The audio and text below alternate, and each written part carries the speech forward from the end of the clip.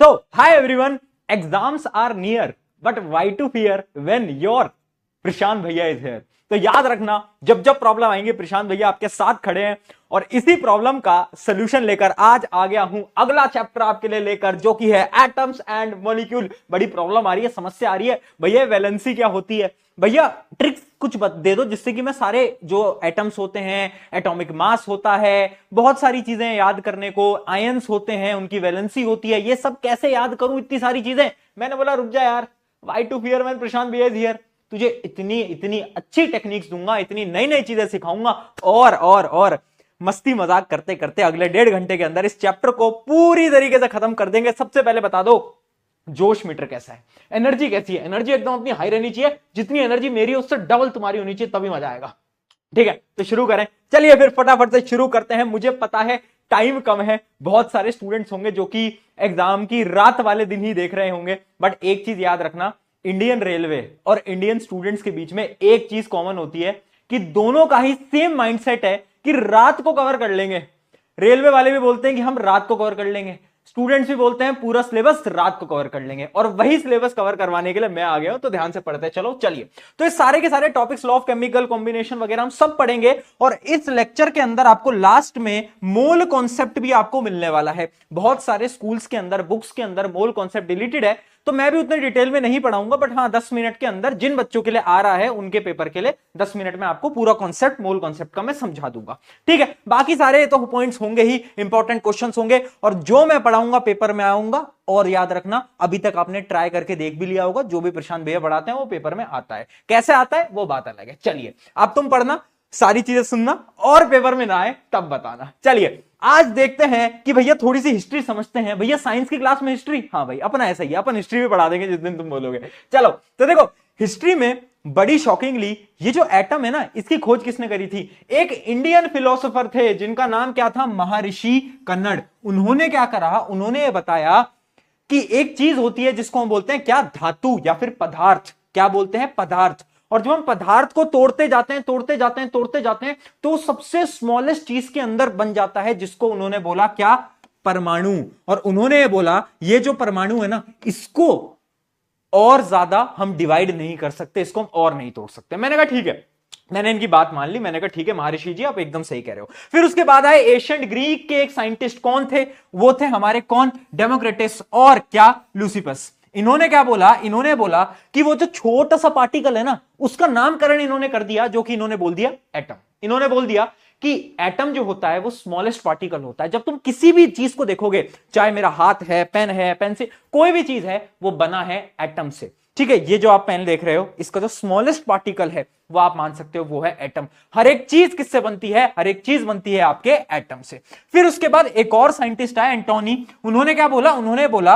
उन्होंने 2 लॉ दिए, और ये जो 2 लॉ है ना, उसकी मदद से ही इस चैप्टर को आज हमें पढ़ना है। तो इन्होंने कौन से 2 लॉ दिए? तो याद रखना, इन्होंने पहली लाइन तो ये बोली कि ठीक है, मैं मानता हूं atoms are building block of matter. मैं बिल्कुल मानता हूं एटम की मदद से ही सारी दुनिया बनती है। ठीक है, एटम्स क्या होते हैं? बिल्डिंग ब्लॉक होते हैं। मैटर के क्या होते हैं? Building block. उसके अलावा बहुत सारी मॉडर्न एटॉमिक थ्योरी भी है, बहुत सारी नई चीजें भी हैं, बट याद रखना एटम्स आर वेरी स्मॉल, बहुत ज्यादा छोटा होता है एटम। एटम की शेप कैसी होती है? स्पेयर टाइप का होता है। स्पेयर समझते हो? स्पेयर समझते हो? एक बॉल टाइप का। अब सोचो, तुम्हारी बॉल इतनी होती होगी, इतनी होती होगी, इतनी होती होगी, फुटबॉल इतनी होती है।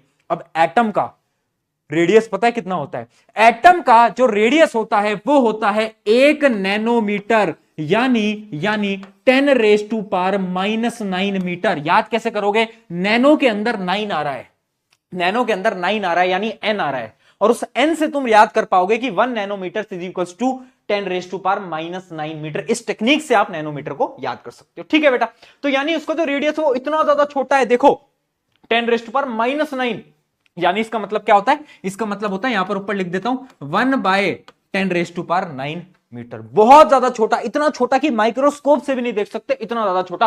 और यही एटम की आपकी डेफिनेशन है कि एटम क्या? स्मॉलेस्ट पार्टिकल है, बिल्डिंग ब्लॉक है, और जो उसका रेडियस है वो बहुत ज्यादा छोटा है। कितना है? नैनोमीटर्स के अंदर हम उसको काउंट कर रहे होते हैं। ठीक है, नैनोमीटर से भी और छोटा होता है, वो हम आगे सारी चीजें जानेंगे। ठीक है, इट इज स्मॉल और इसको हम डिवाइड नहीं कर सकते, है ना, बट ये चीज गलत है। अभी हम इसको डिटेल में पढ़ेंगे, टेंशन मत लो। अभी हम बात कर रहे थे हमारे साइंटिस्ट जिनका नाम था एंटोनी, तो उन्होंने क्या बोला, एंटोनी जी ने बोला कि भैया देखो दो लॉ होते हैं, उन्होंने दिए लॉज ऑफ केमिकल कॉम्बिनेशन। याद रखना ये पेपर में आएगा, define two laws of chemical combination. इन दोनों लॉज को ध्यान से समझना, इनकी जो स्टेटमेंट है वो वर्ड बाय वर्ड याद करना, क्योंकि बहुत सारे स्कूल्स के अंदर क्या करते हैं ना टीचर, वो अगर तुमने थोड़ा सा भी गलत वर्ड लिख दिया तो नंबर काट लेते हैं। तो देखना, सबसे पहले क्या है, लॉ ऑफ कंजर्वेशन ऑफ मास, और दूसरा होता है लॉ ऑफ कांस्टेंट प्रोपोर्शन। दोनों समझेंगे, एग्जांपल से समझेंगे, मस्त तरीके से पढ़ेंगे, मजेदार तरीके से पढ़ेंगे, एंजॉय करो, बट नोटबुक पेन लेकर बैठो, नोटबुक पेन लेकर बैठो। और एक बात याद रखना, एक बात याद रखना, एक शायरी तुम सुना देता हूं।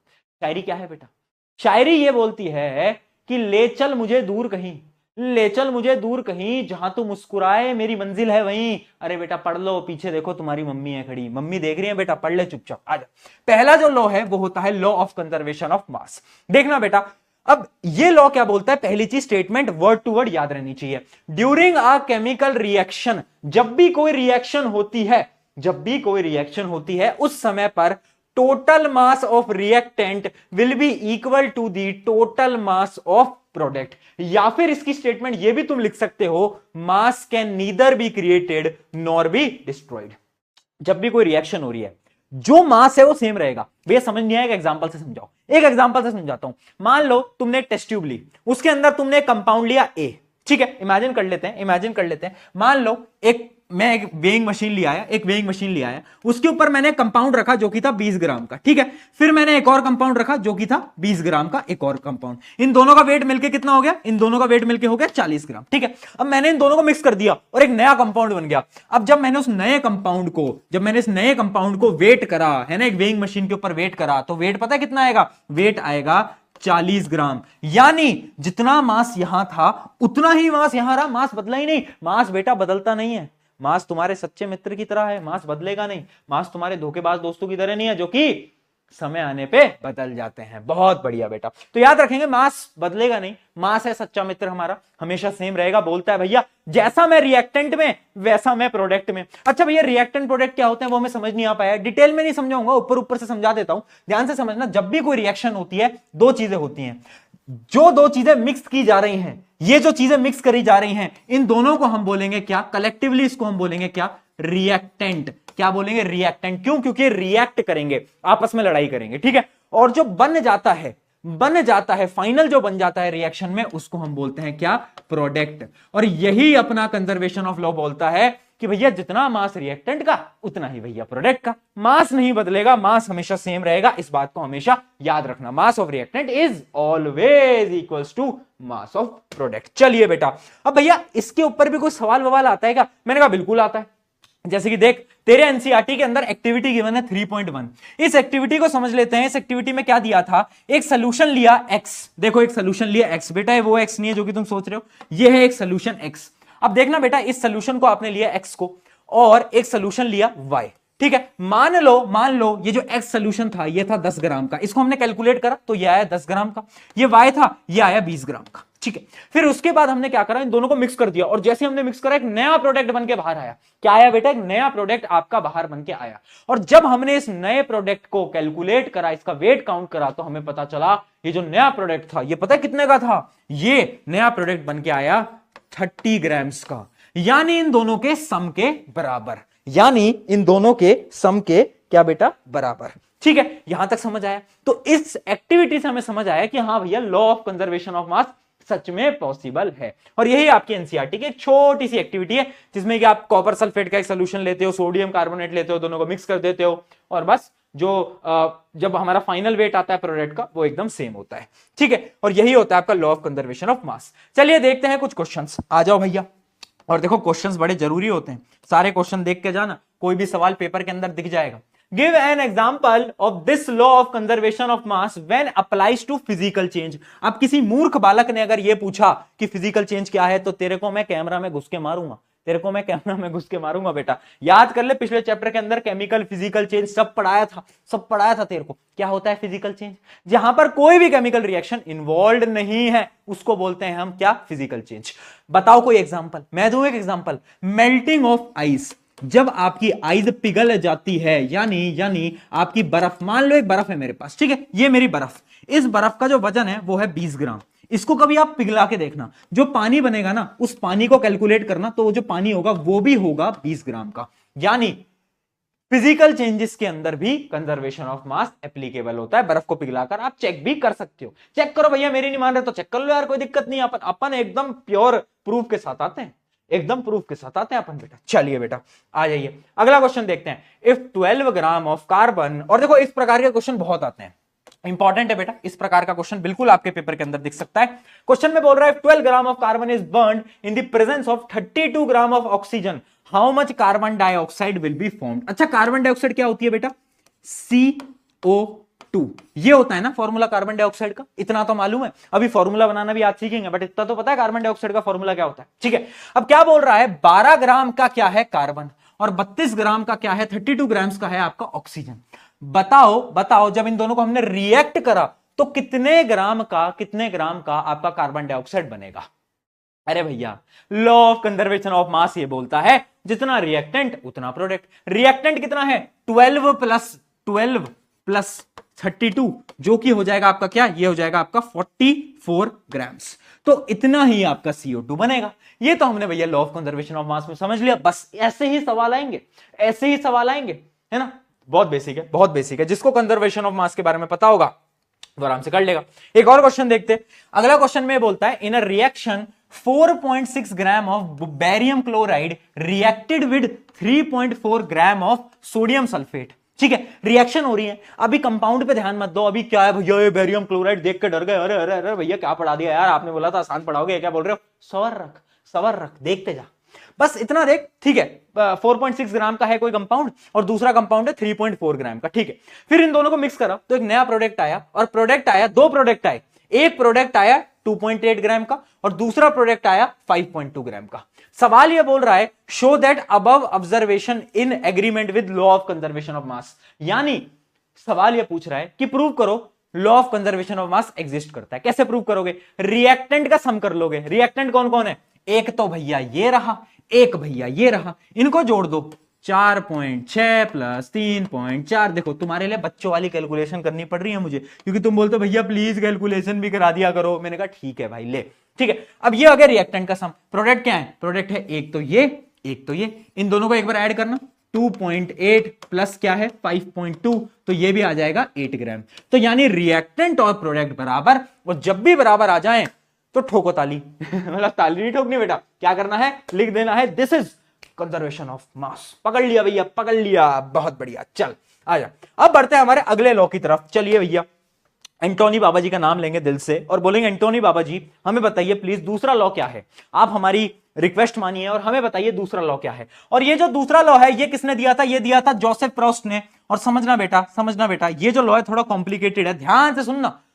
नजर हटी दुर्घटना घट जाएगी बेटा। आजा देख, लॉ ये बोलता है द एलिमेंट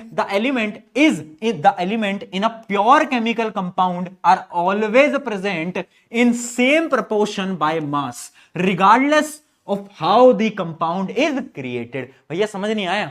भैया बिल्कुल समझ नहीं आया। मैंने कहा देख, तेरे को आसान भाषा में समझाता हूं। मान ले तू गया रेलवे स्टेशन पे, कभी ट्रेन में तो बैठे होगे, बस में तो बैठे होगे। बस में जाकर तुमने देखा पानी की बोतल, एक पानी की बोतल होती है बिस्लरी, एक होती है ब्रिलरी, एक होती है ब्रिसली, एक होती है बिस्लरी। अलग अलग नाम होते हैं, बट होता सब पानी ही है, होता सब पानी है। अब ध्यान रखना, जब एक पानी है ना, चाहे तुम्हारे घर का पानी है, मेरे घर का पानी है, कहीं का भी पानी है, पानी होगा तो हमेशा बेटा H2O ही ना, पानी होगा तो हमेशा H2O ही ना, है ना। तो जो एक पानी है ना, जो कंपोजिशन है ना पानी का, उसमें जो हाइड्रोजन और ऑक्सीजन के जो एटम्स है ना, वो सेम मास के प्रोपोर्शन में कंबाइन करेंगे। यानी एक फिक्स्ड क्या होगा, एक फिक्स्ड प्रोपोर्शन होगा, एक फिक्स्ड प्रोपोर्शन होगा। हाइड्रोजन बोलेगा कि भैया मैं इतने ग्राम आऊंगा, जब ही मैं इतने ऑक्सीजन इतने ग्राम आऊंगा, और जब ये दोनों उतने ही ग्राम आकर मिलेंगे तभी पानी बनेगा, वरना पानी बनना पॉसिबल नहीं। यानी जब कोई भी कंपाउंड बनता है, जब कोई भी चीज बनती है तो कैसे बनती है? एक फिक्स्ड प्रोपोर्शन में बनती है, एक फिक्स्ड प्रोपोर्शन में बनती है। ठीक है, जब भी आपका पानी बनेगा तो हाइड्रोजन और ऑक्सीजन, हाइड्रोजन बोलेगा कि भैया मैं 2 ग्राम आऊंगा, ऑक्सीजन बोलेगा मैं 16 ग्राम आऊंगा। तभी जाकर ये बन पाएगा, है ना, तभी जाके बन पाएगा। फॉर एग्जाम्पल अभी के लिए अभी हम पढ़ भी लेंगे, बट इतना समझ लो, जैसे मान लो एक हाइड्रोजन का मास होता है 1 ग्राम और ऑक्सीजन का मान लो आप 16 ग्राम, ठीक है। अभी आगे बात भी कर लेंगे इसके बारे में। तो यहां पर है 2 हाइड्रोजन, यानी ये हो जाएगा 2 ग्राम, ऑक्सीजन कितना है 16 ग्राम। इनका रेशियो निकालो, इनका रेशियो निकालना बेटा, रेशियो निकालना आता है ना, डिवाइड कर दो, 2 से डिवाइड करा तो कितना आ गया 1:8, 1:8। यानी इसका यह मतलब है कि जब आपके हाइड्रोजन और ऑक्सीजन बाय मास 1:8 में होंगे, तभी ये जो लॉ है, लॉ ऑफ कांस्टेंट प्रोपोर्शन, ये फॉलो हो रहा होगा, यानी तभी आपका पानी बनेगा। अगर कभी भी हाइड्रोजन ने दगाबाजी करी और हाइड्रोजन अपने साथ एक भाई और ले आया, है ना, और हाइड्रोजन ने बोला कि मैं तो एक नया रेशियो बनाऊंगा जो कि होगा 3:8, तो इस रेशियो में कभी पानी नहीं बनेगा, है ना। अगर 3:8 में पानी बन जाए तो प्रशांत भैया का नाम बदल देना, पॉसिबल नहीं भैया, पॉसिबल नहीं भैया, ठीक है, कभी नहीं बनेगा। पानी हमेशा 1:8 में ही बनेगा। और यही बोलता है आपका क्या, लॉ ऑफ कांस्टेंट प्रोपोर्शन। ये बोलता है कि याद रखना, जब भी कोई एक केमिकल कंपाउंड है तो उसके जो एटम्स है ना, वो फिक्स्ड प्रोपोर्शन में जुड़े हुए हैं। और फिक्स्ड प्रोपोर्शन कैसे, बाय मास, यानी उनके मास के फिक्स्ड प्रोपोर्शन में जुड़े हुए हैं, तभी जाकर एक कंपाउंड बनेगा। जैसे कि आपका ग्रुप प्रोजेक्ट होता है, ग्रुप प्रोजेक्ट में 4 प्रकार के लोग होते हैं, एक जो कि बहुत काम करता है, एक जो कि ग्रुप प्रोजेक्ट को बस एक्सप्लेन करता है, एक जो कि प्रेजेंटेशन बनाता है, और एक वो जो कि कुछ नहीं करता।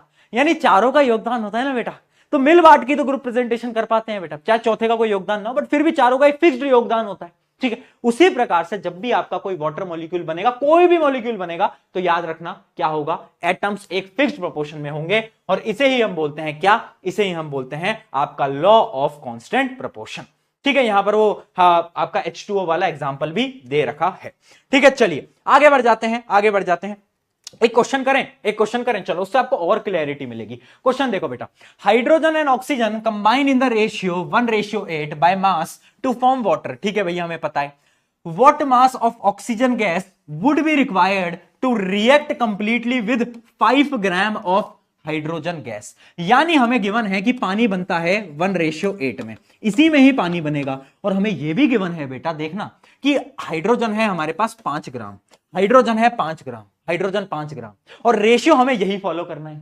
अगर हाइड्रोजन 5 ग्राम हो गया, तो ऑक्सीजन कितना होगा, अरे भैया इधर भी 5 से मल्टीप्लाई कर दो, अरे भैया इधर भी 5 से मल्टीप्लाई कर दो, तो 8 × 5 कितना होता है 40 ग्राम्स। तो ऑक्सीजन की जो बेटा आपको रिक्वायरमेंट होगी, वो होगी आपको 40 ग्राम्स ऑफ ऑक्सीजन। क्या ये बात समझ आई, क्या मजा आया, क्या कॉन्सेप्ट पकड़े, क्या पकड़ लिया कॉन्सेप्ट को अपने हाथ में, बोल। ऐसे सवाल आ जाते हैं कभी कभार। लॉ ऑफ कांस्टेंट प्रोपोर्शन क्या बोलता है, हमेशा कांस्टेंट रहेंगे बाय मास। चलिए बेटा, बहुत बढ़िया, आगे बढ़ जाते हैं। अब पढ़ते हैं डेल्टन। अच्छा, इस प्रकार के और भी क्वेश्चंस आते हैं, जैसे कि एक क्वेश्चन मैं आपको और प्रैक्टिस करा लेता हूं। मान लो ये बोले कि कार्बन डाइऑक्साइड जो है उसमें कार्बन और जो ऑक्सीजन का जो रेशियो है ना, जो कार्बन और जो आपके ऑक्सीजन का जो रेशियो है ना, वो हमेशा होगा 3:8, ठीक है। इसी रेशियो में आपकी कार्बन डाइऑक्साइड बनती है, मान लो ये क्वेश्चन में गिवन है। और आपको एक क्वेश्चन में गिवन है, अगर हम 6 ग्राम कार्बन डाइऑक्साइड ले रहे हैं, 6 ग्राम हम क्या ले रहे हैं, कार्बन ले रहे हैं, 6 ग्राम कार्बन हम ले रहे हैं, ठीक है। 6 ग्राम हमने क्या लिया, कार्बन। तो ये बताओ कितना ऑक्सीजन की जरूरत है। कार्बन और ऑक्सीजन का रेशियो क्या है, 3:8। कार्बन ऑक्सीजन का रेशियो क्या है, 3:8। जल्दी बताओ, कार्बन ऑक्सीजन का रेशियो 3:8। अगर 6 ग्राम कार्बन है, 6 ग्राम कार्बन है, ऑक्सीजन कितना लगेगा, अरे मूर्खो, दोनों तरफ 2 से मल्टीप्लाई कर लो, ये कितना आ जाएगा 6 ग्राम जो कि हमारे पास है, और ये कितना आ जाएगा 16 ग्राम, यानी 16 ग्राम ऑक्सीजन की आवश्यकता होगी। इस टाइप के सवाल आएंगे बेटा, मैं पहले ही बता रहा हूं, इस टाइप के सवाल आएंगे, ऐसे आप 1-2 सवाल प्रैक्टिस कर सकते हो। चलिए अब बढ़ते हैं हमारे डेल्टन बाबा के पास और उनसे बातचीत करेंगे। 1 मिनट, जरा पानी पी लूं यार मैं, 1 मिनट देना। चलिए, डेल्टन बाबा जी की जय हो। शुरू करते हैं। जॉन डेल्टन जी ने क्या बोला। अब ये जो जॉन डेल्टन था, बड़े इंपॉर्टेंट थे। क्योंकि इन्होंने दी एक एटॉमिक थ्योरी। क्या दी इन्होंने बेटा, एटॉमिक थ्योरी। इन्होंने एटम्स के बड़े मस्त पोस्टुलेट्स दिए, यानी बहुत सारी स्टेटमेंट दी, और ये जो स्टेटमेंट है बड़ी इंपॉर्टेंट है, और ये सारी स्टेटमेंट, सारे पोस्टुलेट्स आपको याद करने, ठीक है। पहली चीज तो इन्होंने ये बोली कि ठीक है, कोई भी चीज होती है वो किससे बनती है, एटम से। स्मॉलेस्ट पार्टिकल क्या है, एटम। ये तो हमें पहले से पता था। अब उन्होंने पोस्टुलेट्स क्या की, ध्यान से देखना बेटा, एक एक स्टेटमेंट। पहली statement, statement number 1, all matter is made of very tiny particle called atom. ये तो मैंने आपको बता ही दिया। अगला देखना, atoms are indivisible particle which can not be created और destroyed in a chemical reaction. यानी एटम्स को आगे हम डिवाइड नहीं कर सकते। ये इन्होंने दी स्टेटमेंट नंबर 2, जो कि आज के समय पर गलत मानते हैं हम इसको। अभी मैं बताऊंगा क्यों गलत मानते हैं, टेंशन मत लो, तुम चिल रह के बैठो यार, पढ़ा रहा हूं ना तुमको यार, पढ़ा रहा हूं ना तुमको बस। दूसरी स्टेटमेंट क्या बोली कि एटम जो है भैया वो इंडिविजिबल है, एटम्स को हम तोड़ नहीं सकते। ठीक है भैया, पहला कि एटम सबसे छोटा है, दूसरा एटम को तोड़ नहीं सकते भैया, है ना, एटम कभी भी तोड़ा नहीं जा सकता। अगला, atoms of a given element are identical in mass and chemical properties. यानी ध्यान से समझना, अगर एक एलिमेंट है, मान लो कार्बन है, या फिर मान लो ऑक्सीजन है, मान लो हाइड्रोजन है।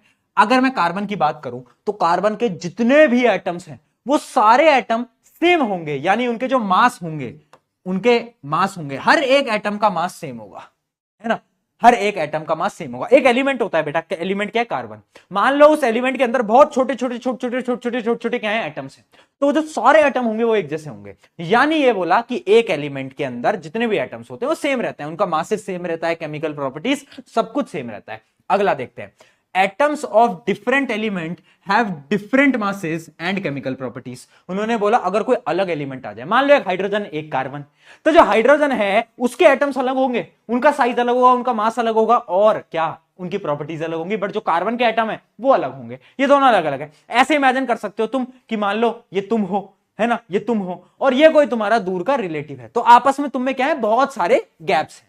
ठीक है, आगे देखते हैं, atom combine in the ratio of small whole number to form compounds. यानी एटम्स जो होते हैं वो क्या करते हैं, कंबाइन करते हैं, वो जुड़ते जाते हैं और क्या बना लेते हैं, वो बना लेते हैं कंपाउंड्स। क्या बना लेते हैं, कंपाउंड्स। क्या बनाते हैं बेटा, कंपाउंड्स। और याद रखना फिक्स्ड प्रोपोर्शन में जुड़ते हैं। किस में जुड़ते हैं, फिक्स्ड प्रोपोर्शन में। अभी बताया हाइड्रोजन ऑक्सीजन किस में जुड़े थे, 1:8 में। चलिए बेटा आगे बढ़ते हैं। अगला, relative number and kind of atom are constant in a given compound.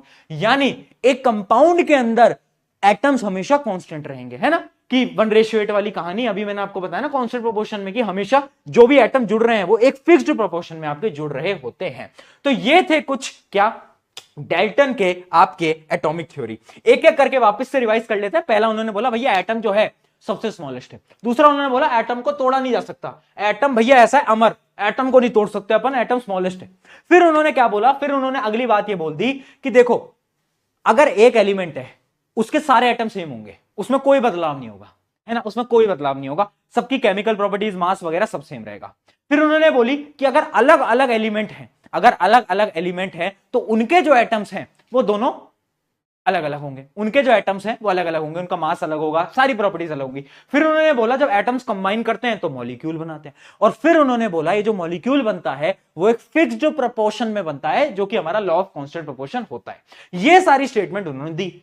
फिर अब आ जाता है ड्रॉबैक, और ये ड्रॉबैक बड़ा ध्यान से सुनना बेटा, वेरी इंपॉर्टेंट। देखो अब फिर उसके बाद जब डाल्टन जी मान ली हमने, डाल्टन की बात पहले मान ली, फिर उसके बाद हमें बाद में पता चला अरे भैया डाल्टन भैया तो झूठ कह रहे थे, डाल्टन भैया ने तो हमको पागल बना दिया रे, हैं, डाल्टन भैया ने बहुत सारी चीज हमें अधूरी पढ़ा दी। मैंने कहा क्या पढ़ाई, तो उन्होंने हमसे बोला कि भैया डाल्टन ने हमको बोला कि एटम को तोड़ा नहीं जा सकता, बट मैंने तो एटम को तोड़ दिया। मैंने कहा है तूने एटम को तोड़ दिया, कैसे तोड़ा? मैंने कहा एटम को तोड़ा, उसमें क्या निकला? उसने बोला इलेक्ट्रॉन निकला, प्रोटॉन निकला, न्यूट्रॉन निकला, वो जो कि आप अगले चैप्टर में बेटा पढ़ोगे इन स्ट्रक्चर ऑफ एटम। ठीक है, तो ये होता है कि पहली तो ड्रॉबैक उसमें यही है कि ड्रॉबैक मतलब समझ रहे हो ना कि कमी क्या है। तो पहली कमी ये है कि उसने बोला था कि तोड़ा नहीं जा सकता, बट भैया हमने तो तोड़ दिया, हमने तो क्या करा, उसमें से इलेक्ट्रॉन प्रोटॉन न्यूट्रॉन निकाल दिए। अगली चीज, डाल्टन बाबा कहे थे कि भैया आपका अगर एक एलिमेंट है उसके सारे एटम सेम होंगे, बट भैया ये बात तो गलत हो गई। कैसे गलत हो गई? क्योंकि कार्बन जो होता है कार्बन के अलग अलग एटम्स होते हैं, कुछ होते हैं कार्बन 12, कुछ होते हैं कार्बन 14, अलग अलग होते हैं, उन सबके मासेस अलग होते हैं, जो कि हमें बाद में जाकर पता चला। तो यहां पर उसकी हो गई दूसरी चीज कि Dalton stated all atoms of a element have same mass, but हमें पता चला कि मासेस जो होते हैं वो क्या कर जाते हैं, डिफरेंट मासेस हो जाते हैं। क्या हो जाते हैं? मासेस जो है वो बदल जाते हैं, मासेस बदल जाते हैं और उनको हम आइसोटोप्स भी बोलते हैं। अगला देखते हैं आइसोबार्स। अब देखना बेटा, अब अगली चीज क्या हुई कि डाल्टन ने यह बोला था कि अगर कोई दो अलग अलग एलिमेंट है, मान ले एक्स एलिमेंट एक वाई एलिमेंट, तो उनके जो एटम्स होंगे उनके मासेस अलग होंगे। बोला था नहीं बोला था? बिल्कुल बोला था, है ना। बट हमें पता चला कि ऐसे भी एटम्स हैं, ऐसे एटम्स हैं जो कि अलग अलग एलिमेंट है बट उनका मास सेम है। एग्जांपल क्या है? एक होता है आपका कैल्शियम, कैल्शियम और आपका आर्गन, इन दोनों का जो मास होता है वो 40 होता है, दोनों का सेम मास है। तो यहां पर भी हमने पकड़ लिया और इसी को ही हम बोलते हैं आइसोबार। आइसोबार क्या होते हैं? वो एलिमेंट्स जिनके जिनके मासेस सेम है। और आइसोटोप क्या होते हैं? वो एलिमेंट्स जिनके मासेस जो हैं वो क्या है? डिफरेंट है ना वाला। एक एलिमेंट जिसके अलग अलग मासेस हैं, जैसे कार्बन 12, कार्बन 14, वो सब। ठीक है, इनको हम डिटेल में अगले चैप्टर में पढ़ते हैं बेटा, अभी डिटेल में आपको सुनने की आवश्यकता नहीं है। तो ये जो तीन कमी थी, ये तीन कमी डाल्टन बाबा की निकल आई कि भैया उसने बोला था तोड़ नहीं सकते, हमने कहा हमने तो तोड़ दिया।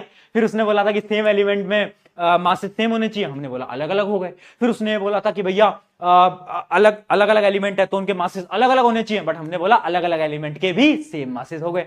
तो डाल्टन भैया के साथ हुआ मोए मोए। क्या हुआ? मोए मोए कर दिया हमने उसके साथ। हमने कहा यार ठीक है यार भाई डाल्टन भैया कोई बात नहीं, तुम्हारे साथ मोए मोए हो गया। ठीक है, तो ये थी हमारी डाल्टन की एटॉमिक थ्योरी, जिसपे बेटा एक सवाल आना आपका तय है।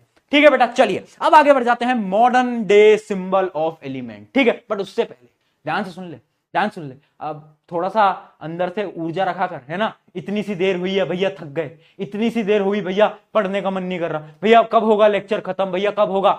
देखो श्री श्री श्री न्यूटन बाबा कह के गए थे कि जो वक्त होता है वो सुंदर कन्या के साथ तो ऐसे बीत जाता है मानो घंटे भी हमें मिनट के समान लगने लगते हैं, बट जब हम पढ़ाई कर रहे होते हैं तो ये जो वक्त है ये ऐसे बीतता है कि 5 मिनट भी घंटे लग रहे होते हैं, है ना।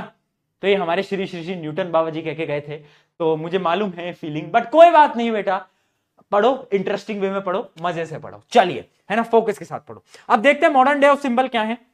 देखो अब क्या हुआ कि अलग अलग एलिमेंट्स तो हमें पता है, अब उन एलिमेंट्स के अलग अलग सिंबल बनाने की कोशिश करी, बट उस समय पर सिंबल पता कैसे बनाए, मैं आपको दिखाता हूं। जैसे अलग अलग सिंबल बना दिए, हाइड्रोजन के लिए ऐसे डॉट बना दिया, ये देखो। और भैया ये तो किसी का साइन होता है ना, कौन सी गाड़ी का साइन होता है ये अपनी, बता दो कौन सी गाड़ी का? BMW, ऑडी, किसका होता है ये? BMW का होता है शायद, पता नहीं। अपने लिए तो लॉर्ड एल्टो है, एल्टो गाड़ी सबसे बेस्ट। ठीक है, ये कार्बन का ऐसा है, सल्फर का ऐसा बना दिया, लेड का L लिख दिया, सिल्वर का I, पता नहीं क्या क्या कर दिया। तो उस समय पर क्या हुआ, जब भी एलिमेंट्स का नाम लिखना होता बड़ा टिपिकल होता था कि सर्कल बनाओ, डायग्राम ड्रॉ करो, चित्रकारी कर दी थी उन्होंने। तो साइंटिस्ट को बड़ा गुस्सा आता था, साइंटिस्ट बोलते थे भैया this is very tough, this is very tough. तो साइंटिस्ट ने बोला इसमें हम बदलाव कर देंगे, और साइंटिस्ट ने निकाला सबसे सिंपल तरीका। उन्होंने बोला कि किसी भी एलिमेंट का नाम उसके पहले अक्षर से रख दो, यानी अगर हाइड्रोजन है तो उसको H कर दो, उसको H कर दो। ठीक है, फिर एक सवाल आ गया कि अगला जो एलिमेंट होता है वो हीलियम होता है, तो उसमें भी H है। तो फिर साइंटिस्ट ने सोचा, और उसमें से एक बैक बेंचर निकल के आया, और बैक बेंचर ने बोला कि मेरे पास एक आइडिया है। तो सबने बोला क्या आइडिया है? तो बैक बेंचर का आइडिया तो होता ही खतरनाक है। तो बैक बेंचर ने आइडिया दिया कि अपन ने काम करते हैं, अपन ये करते हैं कि शुरू के दो जो वर्ड्स हैं उससे नाम रख लेते हैं। तो हीलियम का नाम रख दिया H और E, H और E।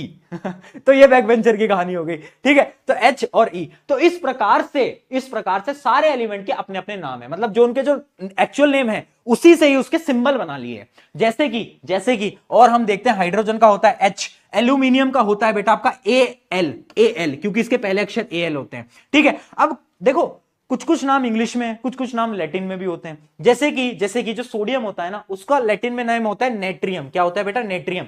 तो इस वजह से उसका जो सिंबल होता है सोडियम का वो होता है Na। सिमिलरली जो आपका आयरन होता है उसका नाम होता है फेरम, तो इसलिए उसका जो सिंबल होता है वो होता है Fe। सिमिलरली आपके और भी एलिमेंट्स होते हैं जैसे कि पोटेशियम, उसका जो नाम होता है लैटिन में वो होता है कैलियम, तो इस वजह से हम K रखते हैं। ये जो K है इसको हम पोटेशियम को ऐसे रिप्रेजेंट कर रहे होते हैं। ठीक है बेटा, सिमिलरली कॉपर भी होता है, कॉपर का जो लैटिन नेम होता है वो होता है आपका साइरिस, और इस वजह से हम क्या कर रहे होते हैं, उसको Cu से रिप्रेजेंट कर रहे होते हैं। ठीक है, तो ये कुछ सिंबल्स हैं, बट उससे पहले एक चीज याद रखना, सिंबल लिखने के 2 स्टेप होते हैं। सबसे पहला क्या है? फर्स्ट लेटर कैपिटल और सेकंड लेटर हमेशा स्मॉल। कभी भी आप आयरन का सिंबल ऐसे नहीं लिख सकते, F और डबल E, आप लिखोगे ये, दूसरा अक्षर जो होना चाहिए वो छोटा होना चाहिए, इस बात को याद कर लो। अब भैया एलिमेंट जो है हमें याद नहीं होते, एलिमेंट भैया ये पता नहीं कैसे याद हो पाएंगे, हमारे टीचर बोलते हैं कि आपको एटलीस्ट 20 एलिमेंट्स तो याद रखने हैं। भैया कैसे याद करें, इतने मुश्किल होते हैं, एल्यूमिनियम, बोरोन, पता नहीं क्या क्या है। भैया कोई ट्रिक दे दो। मैंने कहा आज ऐसी ऐसी ट्रिक दूंगा ना कि तू लेक्चर में मजे करके जाएगा। देख अब ट्रिक समझना बेटा, 1 से लेकर 20 तक के सारे एलिमेंट आप याद कर पाओगे इस ट्रिक से। ट्रिक क्या है, ट्रिक क्या है बेटा, सिंपल सी ट्रिक है, देखना बेटा।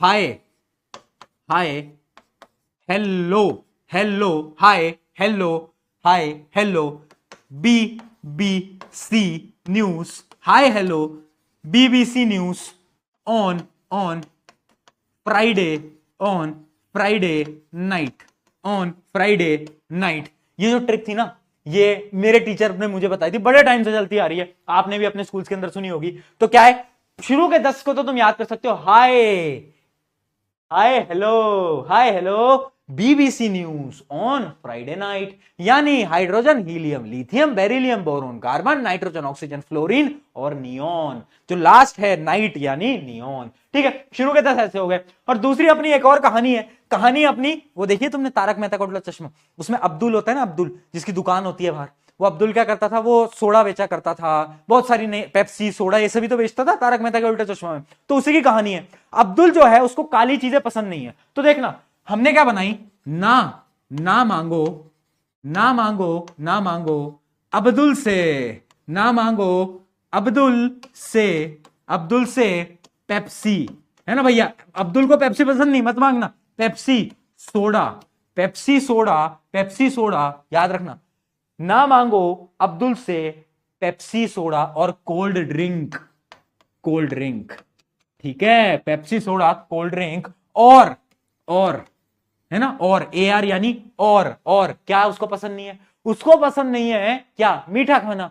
तो उसने बोल दिया कि उसको पसंद नहीं है क्या, काजू, काजू और कतली। तो कतली को भैया CATLI ऐसे लिख लेना। ठीक है, तो क्या बोला उसने, ना मांगो अब्दुल से, ना मांगो अब्दुल से पेप्सी सोडा कोल्ड ड्रिंक और काजू कतली, और काजू कतली। तो ये हो जाते हैं आपके निमोनिक्स, जिसकी मदद से आप याद कर सकते हो फटाफट से शुरू के 10।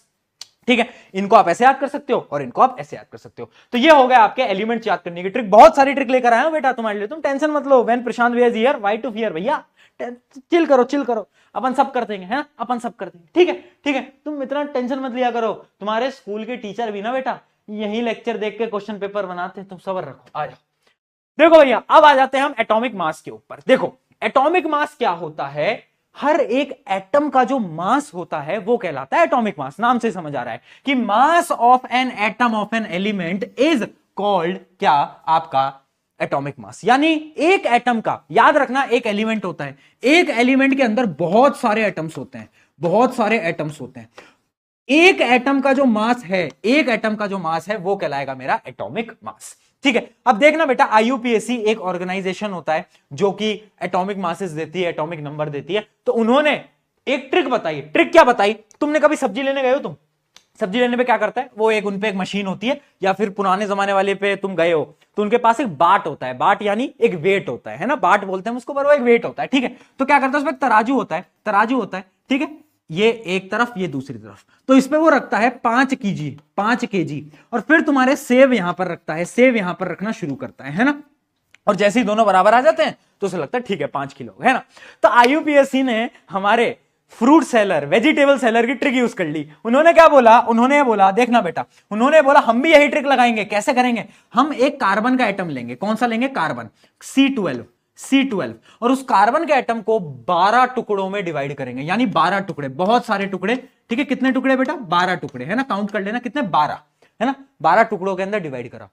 12 टुकड़ों के अंदर डिवाइड करने के बाद ये जो एक टुकड़ा है, एक टुकड़ा उठाया और फिर तराजू लिया उन्होंने, मतलब बेसिकली तराजू नहीं लिया, बस मैं आपको समझाने के लिए कर रहा हूं। ठीक है, फिर उन्होंने एक टुकड़ा लिया और उसको रखा तराजू पे, और उन्होंने तराजू पे रख दिया, ये मेरा जैसे पिज्जा स्लाइस होता है ना बेटा उस प्रकार से ये उन्होंने इधर रख दिया, इसका टुकड़ा, है ना, 12 टुकड़ों में डिवाइड करा, और एक जो टुकड़ा था उसको यहां पर रख दिया, और उस टुकड़े के हिसाब से सारे एलिमेंट्स को मेजर करा। और इन्होंने जब हाइड्रोजन को रखा ना, जैसे इन्होंने यहां पर हाइड्रोजन को रखा तो हाइड्रोजन और ये बराबर हो गए, बराबर हो गए। तो इन्होंने ये बोला जो हाइड्रोजन का मास है, जो हाइड्रोजन का मास है वो बराबर होगा किसके, कार्बन के 1/12 मास के। 1/12 क्यों आया, क्योंकि बेटा 12 टुकड़ों के अंदर डिवाइड कर लिया था, तो एक ही तो टुकड़ा उठाकर डाला यहां पर, तो यानी कितना हो गया मास उसका 1/12 ऑफ C12 मास, यानी कार्बन 12 के 1/12 मास के बराबर। और जब इन्होंने हाइड्रोजन को रखा दोनों बराबर हो गए, उन्होंने बोला ओहो मजा आ गया, क्या बात है। और इसी अकॉर्डिंग उन्होंने सारे एलिमेंट्स का क्या करा, एटॉमिक मास रखा। और एटॉमिक मास यूनिट को हम बोलते हैं बेटा AMU, याद रखना AMU, या फिर बहुत सारी बुक्स के अंदर सिर्फ U ही लिखा जाता है। जैसे कि आप क्या करते हो, आप बोलते हो 10 किलो लिया आओ, 5 किलो लिया आओ, 6 किलो लिया आओ। एटम्स में हम बोलते हैं कि कितने न्यू लिया हूं मैं, है ना, कितने यू लिया हूं मैं, यानी एटॉमिक मास यूनिट होता है ना, कि आप बोलोगे कि 10 unit of hydrogen, 10 unit of hydrogen, आप ऐसे बोलोगे। आप एटॉमिक मास को यहां पर किस में बोलोगे, यू के अंदर बोलोगे। इसी को हम बोलते हैं बेटा क्या, एटॉमिक मास यूनिट। याद रखना 1 atomic mass unit is equals to 1/12 of the mass of the carbon 12 atom, जो कि मैंने अभी जस्ट आपको बताया कि कार्बन का एक टुकड़ा लिया है ना, हाइड्रोजन को रखा था तो बराबर आ गया, बराबर आ गया है ना। तो इन्होंने रख दिया कि हाइड्रोजन का जो मास है वो है 1U, क्या है 1U, और 1U की डेफिनेशन इन्होंने क्या रख दी, 1/12 of the mass of the carbon 12 atom. बस सिंपल सा, इतना सा इन्होंने फिनोमिना बना दिया और उसको ही लोग कॉम्प्लिकेट करते रहते हैं। ठीक है, तो ये हो जाते हैं आपके क्या, ये हो जाते हैं आपके एटॉमिक मासेस। अच्छा, एटॉमिक मासेस आपको बहुत सारे याद भी करने, एटलीस्ट 20 तक आपको याद होने चाहिए। जो 20 एलिमेंट्स है ना, उन सबके एटॉमिक मास याद होने चाहिए, काम आएंगे। बट भैया कैसे याद करें, भैया हम तो मूर्ख हैं, हमें तो याद ही नहीं होता। मैंने कहा यार तेरा प्रशांत भैया खड़ा है, तू टेंशन क्यों लेता है, ले भाई ट्रिक ले, तू ट्रिक ले, आजा। देख ट्रिक ये बोलती है कि जितने भी एलिमेंट है 1 से 20 तक, वो तुझे याद हो गए ना। हाय हेलो, हाय हेलो, क्या बीबीसी न्यूज याद आ गया, हाँ बहुत बढ़िया है ना, तो उससे तुम्हें याद हो गया। अब देखो जितने भी एलिमेंट तुम्हारे इवन नंबर में है, इवन क्या होता है, इवन होता है 2 4 6 8, इवन नंबर। जो इतने भी तुम्हारे एलिमेंट इवन नंबर पे हैं उसके एटॉमिक मास निकालने के लिए तुम्हें बस 2 से मल्टीप्लाई कर देना है। यानी अगर तुम्हें हीलियम का मास निकालना है, हीलियम किस पे होता था, हाय हेलो, हाय हेलो He जो होता था वो होता था आपका क्या, हीलियम। तो यानी हीलियम 2 नंबर पे आता है, उसका मास क्या होगा, 2 × 2 इज इक्वल्स टू 4U, ये हो जाएगा मास ऑफ हीलियम।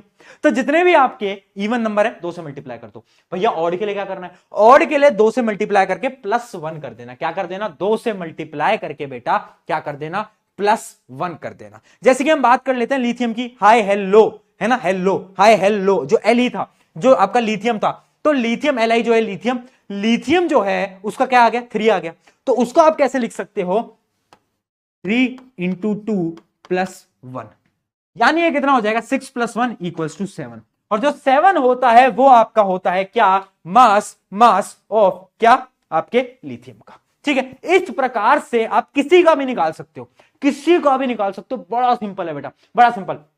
सोडियम का निकाल लो, सोडियम किस पे आता था, सोडियम आता था आपका 11 नंबर पे। ठीक है, 11 नंबर पे आता था। क्या है, ऑड, क्या आएगा उसका मास, × 2, यानी 11 × 2 22 +1 23। तो जो सोडियम का मास होता है वो होता है 23। अच्छा, इसके कुछ एक्सेप्शंस भी हैं। एक्सेप्शन यानी कुछ ऐसे एलिमेंट है जो इस ट्रिक को फॉलो नहीं करते, उनको बस आप याद कर लेना। वो 4 ही हैं। एक होता है आपका क्या, एक होता है आपका हाइड्रोजन, एक है बेरिलियम, एक है नाइट्रोजन और एक है आर्गन। बस इनको याद कर लो, क्योंकि हाइड्रोजन का एटॉमिक नंबर भी 1 ही होता है और इसका मास भी 1 ही होता है। अभी तो देखा हमने, हाइड्रोजन का तो 1U होता है ना मास, वो तो हमें याद ही है। अब देखो बेरिलियम वैसे तो 4 नंबर पे आता है, बट इसका जो एटॉमिक मास होता है वो 8 नहीं होता बेटा, 9 होता है। याद रखना, एटॉमिक मास कितना होता है बेटा, 9 होता है। सिमिलरली आपका नाइट्रोजन 7 नंबर पे आता है, तो इसका एटॉमिक मास 15 नहीं होता, इसका 14 होता है। क्या होता है बेटा, 14 होता है। सिमिलरली आर्गन 18 नंबर पे आता है, बट इसका जो मास होता है वो कितना होता है, इसका मास होता है आपका 40। ठीक है, इसका मास होता है आपका 40। तो ये ट्रिक थी, इस ट्रिक से आप किसी का भी निकाल सकते हो। 1 से 20 तक का ही आपके पेपर में आएगा और उन सबका मास आप कभी भी निकाल सकते हो बैठे बैठे। बस 2 से मल्टीप्लाई कर देना, या तो 2 से मल्टीप्लाई करके +1 कर देना अगर ऑड है तो। इस ट्रिक का यूज लो और सबके मासेस निकालो। ठीक है, चलिए अब बढ़ जाते हैं हमारे अगले टॉपिक की तरफ। अच्छा, कुछ क्वेश्चन कर लें क्या मास के ऊपर, कुछ क्वेश्चंस कर लें मास के ऊपर, जिससे कि आप समझ पाओ। कुछ क्वेश्चन करें मास के ऊपर। चलो ऐसा करते हैं, अभी और कॉन्सेप्ट को पढ़ते हैं। चलो 1-2 क्वेश्चन कर ही लेते हैं। अच्छा तो एटॉमिसिटी है, रुको रुको रुको, नहीं पहले एक दो टॉपिक और पढ़ लेते हैं, फिर और क्वेश्चन करेंगे, बेहतर क्वेश्चन करेंगे, मजेदार क्वेश्चन करेंगे। चलिए अब बात करते हैं एटॉमिक एग्जिस्टेंस की। किसकी बेटा? एटॉमिक एग्जिस्टेंस की। यानी आपके जो एटम्स हैं वो एग्जिस्ट कैसे करते हैं। देखो एटम्स बेटा, कुछ एटम्स आपकी तरह सिंगल भी हैं जीवन के अंदर, यानी अकेले रहते हैं। कुछ एटम जो हैं वो दो लोगों के साथ रहते हैं, कुछ एटम तीन हैं एक साथ, कुछ चार हैं एक साथ, कुछ पांच हैं एक साथ।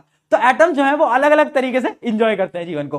तो देखते हैं सबसे पहले तो कुछ ऐसे एटम्स जो कि अकेले पसंद रहते हैं, अकेले खुश रहते हैं, है ना, जिनको हम बोलेंगे हमारी भाषा में इंट्रोवर्ट। क्या बोलेंगे? इंट्रोवर्ट, है ना। इंट्रोवर्ट होते हैं ना कुछ लोग जो कि अकेले रहते हैं, किसी से बात नहीं करनी। उसी प्रकार से कुछ एलिमेंट भी होते हैं, तो मतलब कुछ आपके एटम्स भी होते हैं जो कि अकेले रहते हैं। मैं आपको बता देता हूं, जैसे कि जो नोबल गैस के जो एटम्स होते हैं वो अकेले रहते हैं। नोबल गैस क्या होती है? नोबल गैस होती है helium, neon, argon, krypton, xenon और आपका आर्गन। ठीक है, तो ये सारे के सारे आपके कुछ नोबल गैसेस होती हैं। ये इनके आप दो तीन के नाम याद कर लो, हीलियम, नियोन, क्रिप्टॉन, जेनॉन, बस आप इतना याद कर लो कि ये कुछ एग्जांपल्स हैं किसके? उन एलिमेंट्स के जो कि अकेला रहते हैं। इनके एलिमेंट हमेशा क्या एकदम सिंगल रहते हैं, एकदम सिंगल रहते हैं। ठीक है, उसके अलावा कुछ ऐसे भी हैं, कुछ ऐसे भी हैं। अच्छा इसके साथ साथ हाइड्रोजन भी है बेचारा, वो भी अकेला ही रहता है यार, वो भी अकेला ही रहता है ना। अभी आपको एग्जांपल दे दूंगा सबके। अब कुछ ऐसे भी हैं जो कि पेयर में रहते हैं, है ना, कुछ ऐसे भी हैं जो कि पेयर में रहते हैं। याद रखना जब भी आपके एटम्स जुड़ते हैं तो वो दो चीजें बनाएंगे, या तो वो मॉलिक्यूल बनाएंगे, अभी शुरू में बताया था atoms combine to form molecule, या तो एक और चीज बनाएंगे जिसको हम बोलेंगे आयंस। क्या बोलेंगे? Ions, IONS, ions. भैया ये क्या है? कुछ नहीं है, आयंस बड़ा सिंपल है। आयंस का कॉन्सेप्ट समझे? बहुत सिंपल है। वैसे तो इसको हम अगले चैप्टर में समझेंगे, है ना। थोड़ा मतलब ऐसा होता है कि आपकी केमिस्ट्री का सिलेबस बड़े बेकार तरीके से बना है। जो चीजें तुम्हें पहले पढ़नी है वो बाद में पढ़ाते हैं, जो बाद में पढ़नी है पहले पढ़ानी है। ये चैप्टर 4 का टॉपिक है आयन, बट हमें अभी पढ़ना, थोड़ा बहुत पढ़ना पड़ेगा ताकि हम इस कॉन्सेप्ट के कुछ क्वेश्चंस को प्रैक्टिस कर पाए। ठीक है, चलिए स्टार्ट करते हैं कि भैया आयन क्या होता है। मॉलिक्यूल तो पता है भैया, मुझे मॉलिक्यूल मालूम है, मुझे वो जुड़ते हैं, मॉलिक्यूल बनाते हैं, बट ये आयन क्या होता है देखते हैं। देखो आयंस क्या होता है? आयंस में बी डिफाइंड एज एटम और group of atom having positive या फिर नेगेटिव चार्जेस। यानी आयंस वो हैं जिन पे चार्जेस हैं। भैया चार्जेस कहां से आए? अरे भैया चार्जेस कहां से आ रहे हैं समझना बेटा, बड़ी डीप आपको समझाऊंगा। चार्जेस आते हैं एटम के ऊपर। मान लो एक चीज आपको समझा रहा हूं, अगले चैप्टर का टॉपिक है, बट फिर भी सिर्फ 2 मिनट लूंगा एक्सप्लेन करने के लिए। मान लो कोई एलिमेंट है, मान लो आप हाइड्रोजन है, ठीक है। तो हाइड्रोजन के जो आउटर मोस्ट शेल पे एक इलेक्ट्रॉन होता है, ठीक है, एक इलेक्ट्रॉन होता है और एक ही प्रोटॉन होता है, एक ही प्रोटॉन होता है, एक इलेक्ट्रॉन होता है। इलेक्ट्रॉन क्या होता है? नेगेटिव चार्ज, और प्रोटॉन क्या होता है? Positive charge. ठीक है, अभी समझते चलो, है ना, ज्यादा पूछा नहीं जाएगा डिटेल में, बस समझते चलो। ठीक है, इस पे रहता है नेगेटिव, इस पे रहता है आपका क्या? पॉजिटिव चार्ज रहता है। इस वजह से एक नेगेटिव एक पॉजिटिव तो कैंसल आउट हो जाता है ना। अगर आप में अच्छी खूबी भी है, बुरी खूबी भी है, तो दोनों कट जाती हैं और आप न्यूट्रल हो जाते हो। तो अभी आपका हाइड्रोजन जो है वो क्या है? न्यूट्रल है। अब इमेजिन करो एक दिन उसके मन में आया और उसने अपनी सारी बुरी आदतें यानी नेगेटिव एनर्जीज को बाहर निकाल दिया।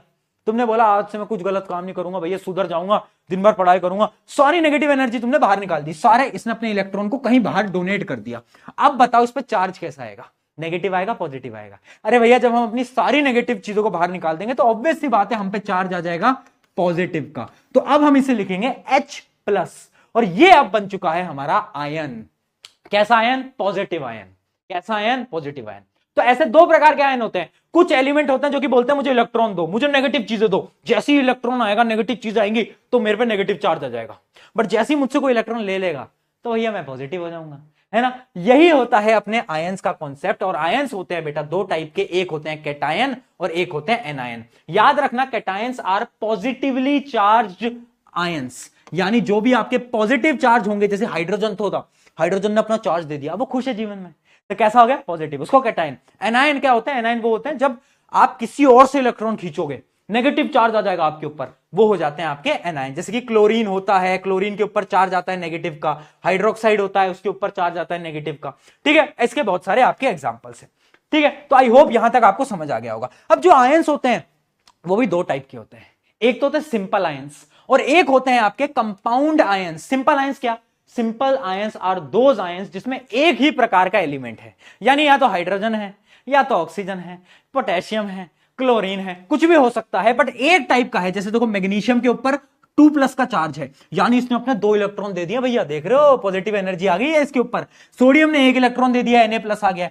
तो ये जो भी है ये सिंपल आयंस है, क्योंकि यहां पर एक ही एलिमेंट है, या तो सोडियम है, पोटेशियम है, एल्यूमिनियम है। बट जो आपके कंपाउंड आयंस होते हैं, या फिर इसको हम पॉलीएटॉमिक आयंस भी बोलते हैं। क्या बोलते हैं? Polyatomic ions. अभी आगे आपको टेबल दिखा दूंगा। उसमें क्या होता है बेटा, याद रखना, पॉलीएटॉमिक आयंस के अंदर एक से ज्यादा एलिमेंट्स जुड़ जाते हैं। एक से ज्यादा एलिमेंट मतलब, यानी अमोनिया। अमोनिया क्या होता है? अमोनियम आयन जो होता है वो होता है NH4 प्लस आयन। यानी देखो, नाइट्रोजन भी है, आपका हाइड्रोजन भी है। जब एक से ज्यादा आपके एलिमेंट जुड़ जाते हैं उसको हम बोलते हैं कंपाउंड आयन, या फिर उसको हम बोलते हैं पॉलीएटॉमिक आयन। ठीक है, आयन का कॉन्सेप्ट समझ गए। आयन 2 टाइप के समझ गए, एक सिंपल, एक कंपाउंड। ठीक है, तो आयन की कहानी भैया हमारी यहां पर डन हो गई। अभी और पढ़ेगा आयन के बारे में बाद में। आयन हम समझ गए कि ठीक है भैया, एटम कभी कभार आयंस भी बन जाते हैं। कैसे बन जाते हैं? जब वो अपने चार्ज दे देते हैं या तो ले लेते हैं। अब आ जाता है हमारे मॉलिक्यूल के ऊपर, हम वापस से आ जाते हैं। अब मॉलिक्यूल क्या होते हैं? मॉलिक्यूल वो है जिनके ऊपर कोई चार्ज नहीं है, वो अपने जीवन में खुशहाल जिंदगी जी रहे हैं। वो कह रहा है भैया हम पे कोई चार्ज नहीं है ना। तो याद रखना, अब molecule is a group of 2 और मोर atom chemically bounded together by attractive forces. यानी जब एटम्स कंबाइन होते हैं और वो एक फोर्स बना लेते हैं, एक रिश्ता बना लेते हैं, एक बेजोड़ रिश्ता बना लेते हैं, तब वो क्या बनाते हैं? तब वो बनाते हैं आपके मॉलिक्यूल। ठीक है क्या बना लेते हैं बेटा? मॉलिक्यूल। इनके बीच में बेटा एक फोर्स ऑफ अट्रैक्शन होती है, जो कि बहुत strong of force of attraction होती है ना। अब देखना बेटा, मॉलिक्यूल भी 2 टाइप के होते हैं। एक होता है मॉलिक्यूल ऑफ एलिमेंट और एक होता है मॉलिक्यूल ऑफ कंपाउंड। भैया ये क्या है? अच्छा, एलिमेंट और कंपाउंड हमने पढ़ा हुआ है। अब तूने बोला कि नहीं पढ़ा भैया, मैंने नहीं पढ़ा, तो फिर मैं तुझे पिछली वाली वीडियो दिखा दूंगा, मैं बोल दूंगा कि मैंने पिछले चैप्टर में पढ़ा रखा है ना। चल तुझे फिर भी बता देता हूं। देखो, मॉलिक्यूल ऑफ एलिमेंट कुछ नहीं होता, एक ही प्रकार के एलिमेंट जब जुड़ते हैं आपस में, यानी ऑक्सीजन ने बोला ओए ऑक्सीजन तू मेरा भाई, 2 भाई दोनों तबाही, दोनों जुड़ जाते हैं और वो मिलके बना लेते हैं O2, यानी ऑक्सीजन गैस, O2, है ना। तो जब भी ऐसी चीजें होती हैं जिसमें एक ही एलिमेंट जुड़ते हैं आपस में, है ना, एक गैस बनाने के लिए या फिर कुछ भी बनाने के लिए, तो उसको हम बोलते हैं molecule of element. But molecule of compound तब बनता है जब एक से ज्यादा एलिमेंट जुड़ते हैं। जैसे कि पानी, जब हमने बोला पानी पानी, अंकल जी मुझे पानी पिला दीजिए, अरे पानी से याद आया पानी पी लूं, तो मुझे पानी पीने का याद क्यों नहीं दिलाते रहे हैं तुम? यार बड़े गलत लोग हो यार, रुको 1 मिनट पानी पीने दो। ठीक है, चलिए बेटा, सपना देखना अच्छी बात है, पर बेटा सपना की रील्स पूरे दिन भर देखना वो अच्छी बात नहीं है। ठीक है, आज की मोटिवेशन ले लो, आ जाओ स्टार्ट करते हैं। Molecule of compound. Molecule of compound क्या? जैसे पानी है बेटा, पानी क्या है? H2O से बना है। H2O से बना है, तो H2O क्या है? अलग अलग एलिमेंट है, हाइड्रोजन आ गया, ऑक्सीजन आ गया, रिश्ते बन गए, मॉलिक्यूल बन गया, बस। Molecule of element, molecule of compound. याद रखना, मॉलिक्यूल ऑफ एलिमेंट क्या है? सेम टाइप के एलिमेंट। मॉलिक्यूल ऑफ कंपाउंड जिसमें डिफरेंट टाइप के 2 और मोर एटम्स ऑफ डिफरेंट एलिमेंट, अलग एलिमेंट के जब वो कंबाइन आते हैं इन अ डेफिनेट प्रोपोर्शन, जब एक प्रोपोर्शन के अंदर आकर मिल जाते हैं, एक फोर्स का अट्रैक्शन आ जाता है उनके अंदर, तब वो बनाते हैं मॉलिक्यूल ऑफ कंपाउंड। जैसे कि आपका पानी, अमोनिया, कार्बन डाइऑक्साइड, बहुत सारे इसके एग्जाम्पल हैं, बहुत डिफरेंट इसके एग्जाम्पल होते हैं। ठीक है बेटा, डन है, डन है। चलो बताओ, यहां तक एकदम क्लियर है कि हमारा मॉलिक्यूल ऑफ एलिमेंट क्या है, मॉलिक्यूल ऑफ कंपाउंड क्या है। चलो अब आगे बढ़ जाते हैं, और अब हम समझते हैं एटॉमिसिटी का एक टॉपिक। बट एटॉमिसिटी से पहले एक क्वेश्चन कर लें क्या हम? देखो, जैसे मैंने आपको एटॉमिक मास तो पढ़ा ही दिया है, तो मैं तुम्हारा एक ट्रिक क्वेश्चन कर लेता हूं। मुझे बताओ, यहां पर मत देखना, इसको इग्नोर करो, इसको मत देखना, तुम्हें आंसर तो पता ही चल गया। क्या पूछूं कि अगर मैं बोलूं अमोनिया है, अमोनिया होता है NH3 में नाइट्रोजन और हाइड्रोजन किस रेशियो में जुड़े हैं? कैसे पता लगाओगे? तुम्हें याद करना पड़ेगा नाइट्रोजन का मास। मैंने बताया था नाइट्रोजन एक्सेप्शन के अंदर आता है। नाइट्रोजन का मास होता है 14, कितना होता है? 14। और यहां पर हाइड्रोजन 3 है। एक हाइड्रोजन का मास कितना होता है बेटा? 1 होता है, सिंगल होता है, 1 होता है ना, 1U, है ना। और 3 का कितना हो जाएगा? 3U। तो ये हो जाएगा 14:3। तो अगर कोई बोले अमोनिया के अंदर, जिसका फॉर्मूला NH3 है, उसके अंदर आपके नाइट्रोजन और आपके हाइड्रोजन किस रेशियो में जुड़े हैं? 14:3। सिमिलरली कार्बन डाइऑक्साइड जो होती है आपकी CO2, इसमें कार्बन और ऑक्सीजन किस में जुड़े हैं? कार्बन का क्या होता है बेटा? याद कर ले, कार्बन का एटॉमिक नंबर 6 होता है, इंटू 2 12। तो यानी कार्बन का जो एटॉमिक मास होता है वो होता है 12। ऑक्सीजन का एटॉमिक मास क्या होता है? ऑक्सीजन का एटॉमिक मास होता है 16, है ना, और 2 ऑक्सीजन है, तो ये हो जाएगा 32, यानी 32। तो ये हो जाएगा आपका 12:32 और इसको आप कट करोगे तो ये आ जाएगा 4 से कट होके 3:8 जो कि आपका सही उत्तर है। ठीक है, इस प्रकार के भी क्वेश्चन आ जाते हैं कभी कभार। चलिए अब आ जाते हैं हमारे एटॉमिसिटी। ये क्या होती है? कुछ नहीं होती, ये समझना।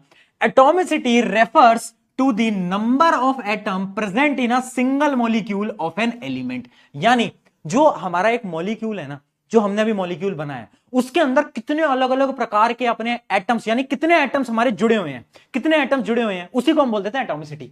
यानी नंबर काउंट कर लो, 1 atom, 2 atom, 3 atom, 4 atom, 5 atom, 6 atom, उसको काउंट कर लो, वो हो जाती है एटॉमिसिटी।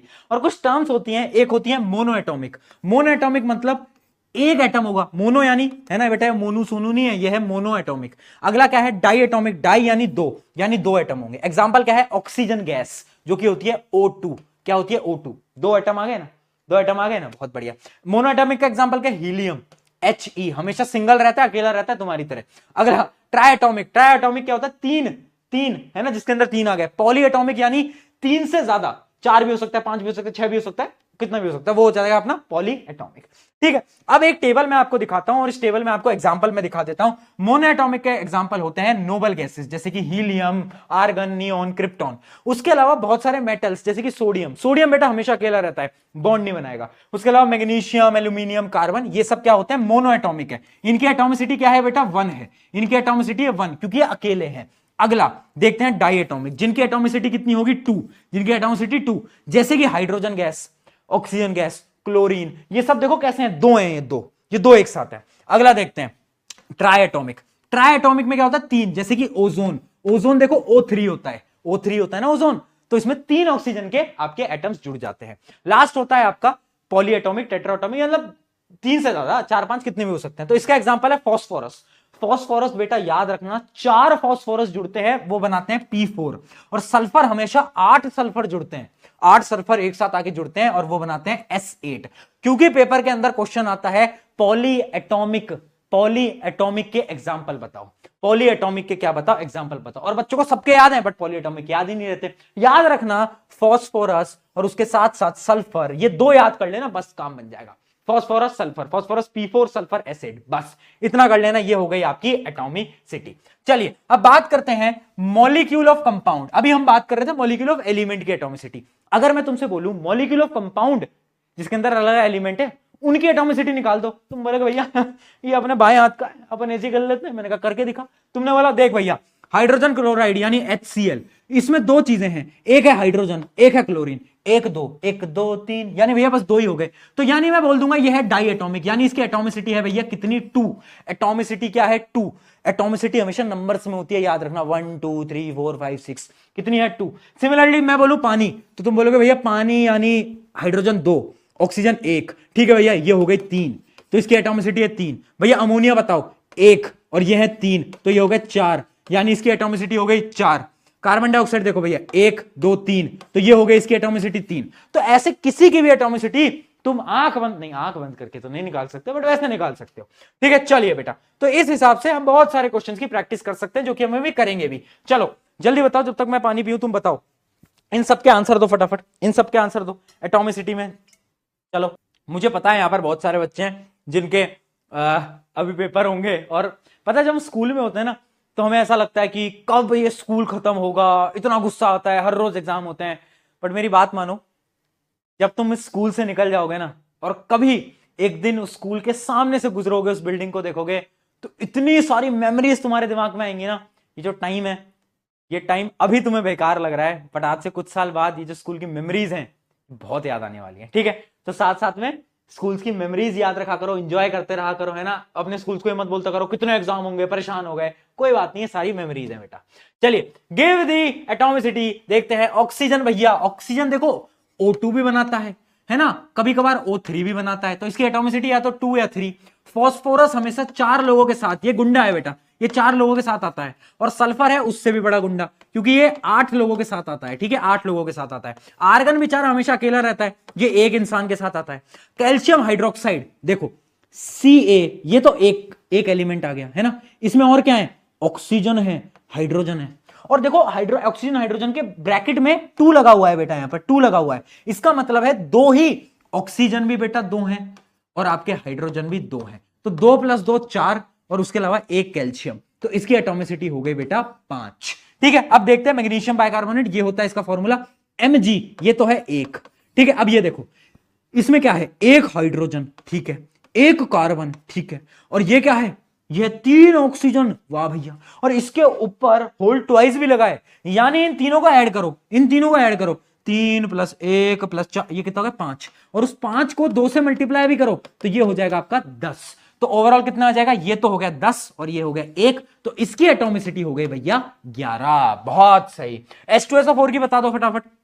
H2 ये 2 है, S सल्फर 1 है, ऑक्सीजन 4 है, 4 + 2 6 + 1 7, एटॉमिसिटी हो गई 7। ऐसे बहुत सारे क्वेश्चन तुम प्रैक्टिस कर सकते हो। अच्छा, मुझे चैट के अंदर, अब मतलब कमेंट के अंदर मुझे बताना कि ये जो कंपाउंड दिख रहा है ये बड़ा टफ सा कंपाउंड होता है, बहुत बच्चे इसको गलत करते हैं, इसका क्या आंसर होगा, वीडियो को पॉज करो और बताओ। इसका तो पता ही है, 1 मैग्नीशियम 2 क्लोरीन, यानी ये हो गए 3, है ना। इसका तुम्हें चैट के अंदर बताना है, कमेंट के अंदर बताना है, बड़ा बढ़िया कंपाउंड है। ठीक है, डन डन बेटा। चलिए, तो इस प्रकार से हमने बहुत सारी एटॉमिसिटी पढ़ ली यार, कितनी सिंपल चीज है एटॉमिसिटी। चलिए अब बढ़ते हैं आगे के कॉन्सेप्ट पे, जो कि है आपका मॉलिक्यूलर मास। मॉलिक्यूलर मास क्या होता है, it is the sum of atomic mass of all atom in a molecule. समझना बेटा, देखो मान लो एक मॉलिक्यूल है, मॉलिक्यूल क्या है, जैसे पानी का मॉलिक्यूल है यार, और क्या पानी का मॉलिक्यूल है H2।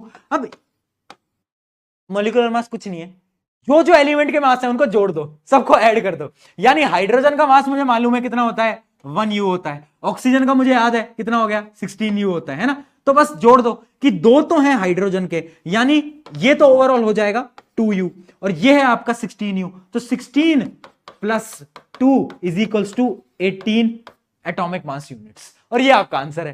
तो ऐसे हम बड़े बेसिक तरीके से यार किसी का भी एटॉमिक मास निकाल, मतलब मॉलिक्यूलर मास निकाल सकते हैं। मॉलिक्यूलर मास कुछ चीज नहीं है, इसके अंदर सारे एटम्स के मास को बस तुम्हें ऐड कर देना है। बेसिक मैथ चल रही है, बताओ केमिस्ट्री के अंदर भी बेसिक मैथ पढ़नी पड़ रही है, क्या दिन आ गए।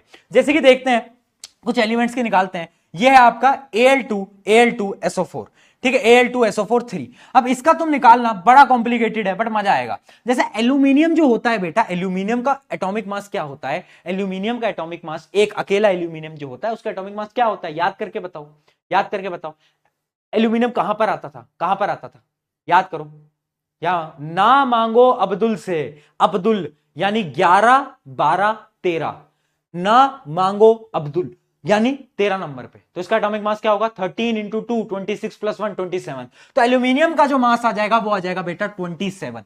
ठीक है, 2 एल्यूमिनियम है तो कर देना 27 × 2, जो कि होता है आपका क्या 54। आगे देखते हैं, अब देखना यहां पर सल्फर है, सल्फर कितना होता है 32 होता है। ऑक्सीजन के देखो, एक ऑक्सीजन 16 होता है, और यहां पर 4 ऑक्सीजन है तो 4 से मल्टीप्लाई करते, देखो भारी कैलकुलेशन है बट कोई बात नहीं भैया, कर लेंगे, है ना। कितना आ गया, ये आ गया आपका 64, है ना।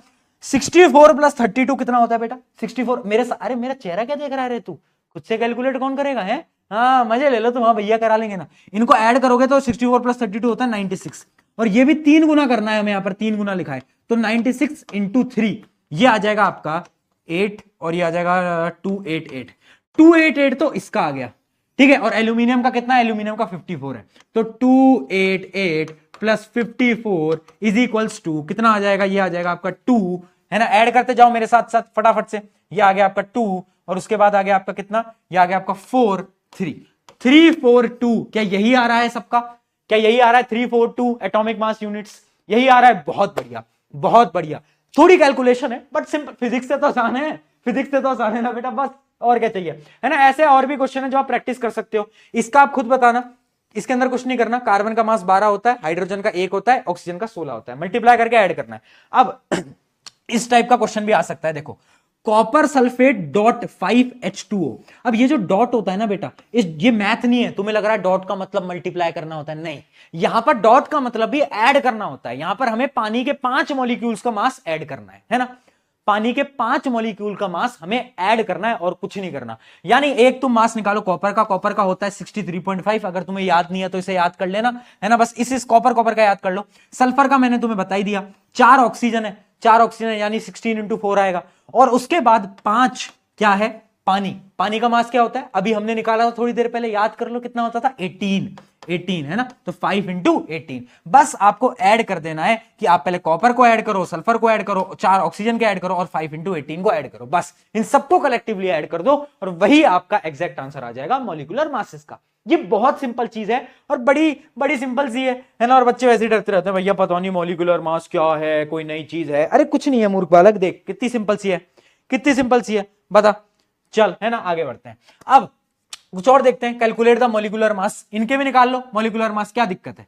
देखो NH3 अमोनिया, NH3 क्या है, अरे भैया इसका क्या होता था 7, है ना। हाइड्रोजन का क्या होता था 1, 3 हाइड्रोजन है, 3 से मल्टीप्लाई करते, 3 + 7 कितना आ गया, 3 + 7 आ गया 10, तो इसका आ गया 10 एटॉमिक मास यूनिट। उसके अलावा नाइट्रिक एसिड HNO3, H यानी 1, नाइट्रोजन यानी 14, ऑक्सीजन 16 × 3, वही चल रही है पूरी कहानी, वही चल रही है, सिमिलर सिमिलर, कुछ है ही नहीं नया, कुछ करने को ही नहीं है भाई, भाई वो पूरी कहानी सेम चल रही है। 16 3 कितना होता है बेटा, 6 3 कितना होता है, अरे बता दो, मेरी मैथ थोड़ी वीक है यार, है मैथ तुमसे तो अच्छी है, तुमसे तो फिर भी अच्छी है मेरी मैथ, ठीक है, थोड़ी सी वीक है बाकी ठीक है। तो आ जाएगा 16 3 48, है ना, और नाइट्रोजन है 14 और ये आपका +14 और +1, है ना। तो इसको एक बार सॉल्व कर लो फटाफट से, कितना आ गया ये आ गया 3, ये आ गया 1 5 63।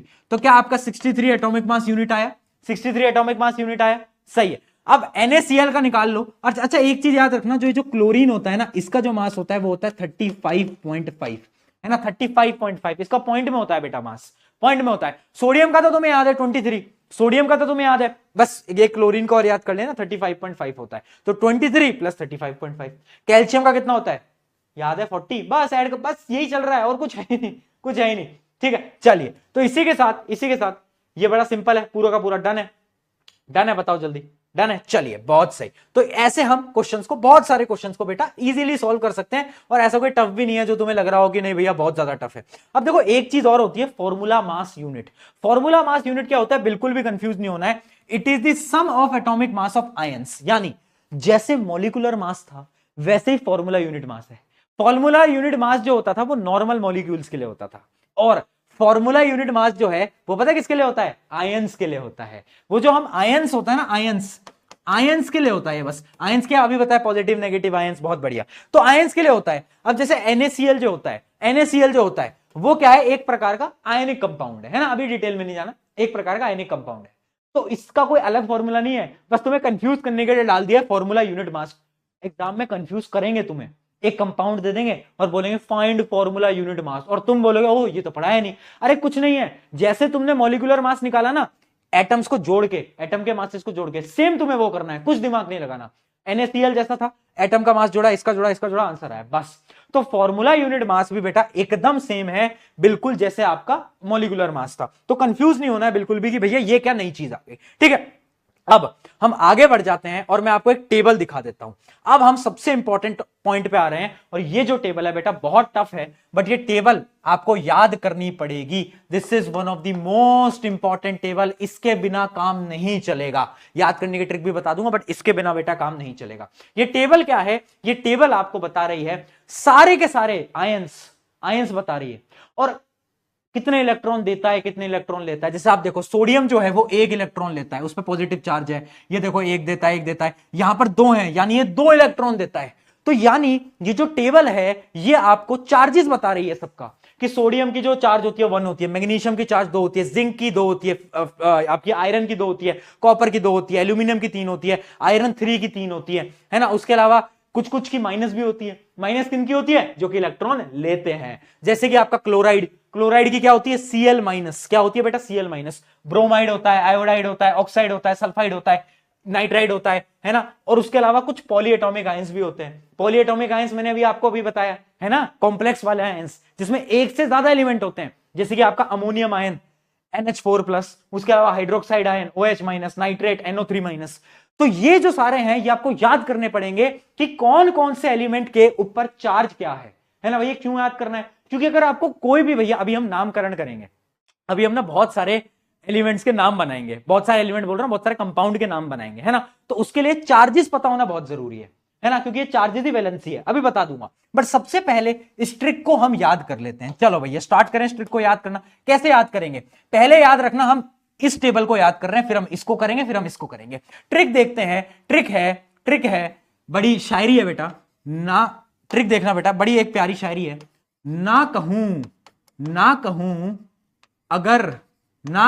अगर क्यूट तुझे, ओ हो, ना कहूं अगर क्यूट तुझे, तुझे यानी टू, टू तो यहां पर टू, ये टू यहां पर क्यों लगाया, क्योंकि इसके नीचे के जितने भी एलिमेंट्स होंगे उनकी वैलेंसी क्या होगी, मतलब उनके जो चार्जेस क्या होंगे, उनके चार्जेस होंगे टू, है ना। तो ट्रिक बता रहा हूं बेटा, ना कहूं अगर क्यूट तुझे यानी टू आ गया, अब इसके नीचे के सबकी टू होंगी, देखना, ना कहूं अगर क्यूट तुझे मगर, मगर नहीं छोड़ो मगर को हटा दो, मगर को हटा दो, ना कहूं अगर क्यूट तुझे मांगे, मांगे कार, मांगे कार जेन, जेन एक पूरी बड़ी पुरानी गाड़ी है, जेन फरारी, क्या बात है बेटा, मांगे जेन फरारी, जेन फरारी क्यों, क्यों है ना, क्यों जो होता है आपका क्यों, सी यू, क्यों, क्यों, क्यों नहीं, क्यों नहीं, क्यों नहीं तीन, क्यों नहीं तीन, बीच में तीन आ गया, यानी इसके नीचे के सारे क्या होंगे, तीन प्लस थ्री चार्जेस के होंगे, क्यों नहीं तीन Alto, legend Alto is back बेटा, लेजेंड ऑल्टो, ऑल्टो फरारी, है ना, ऑल्टो फरारी। यानी या तो तुम देखो डायरेक्टली याद कर लो, अगर ट्रिक सुननी है तो शायरी याद कर लेना, ना कहूं अगर क्यूट तुझे, ना कहूं अगर क्यूट तुझे, टू आ गया बेटा, इसके नीचे सारे टू हैं, ना कहूं अगर क्यूट तुझे मांगे कार जेन फरारी, मांगे कार जेन फरारी क्यों, क्यों नहीं, क्यों नहीं तीन, तीन आ गया, इसके नीचे के सारे तीन हैं,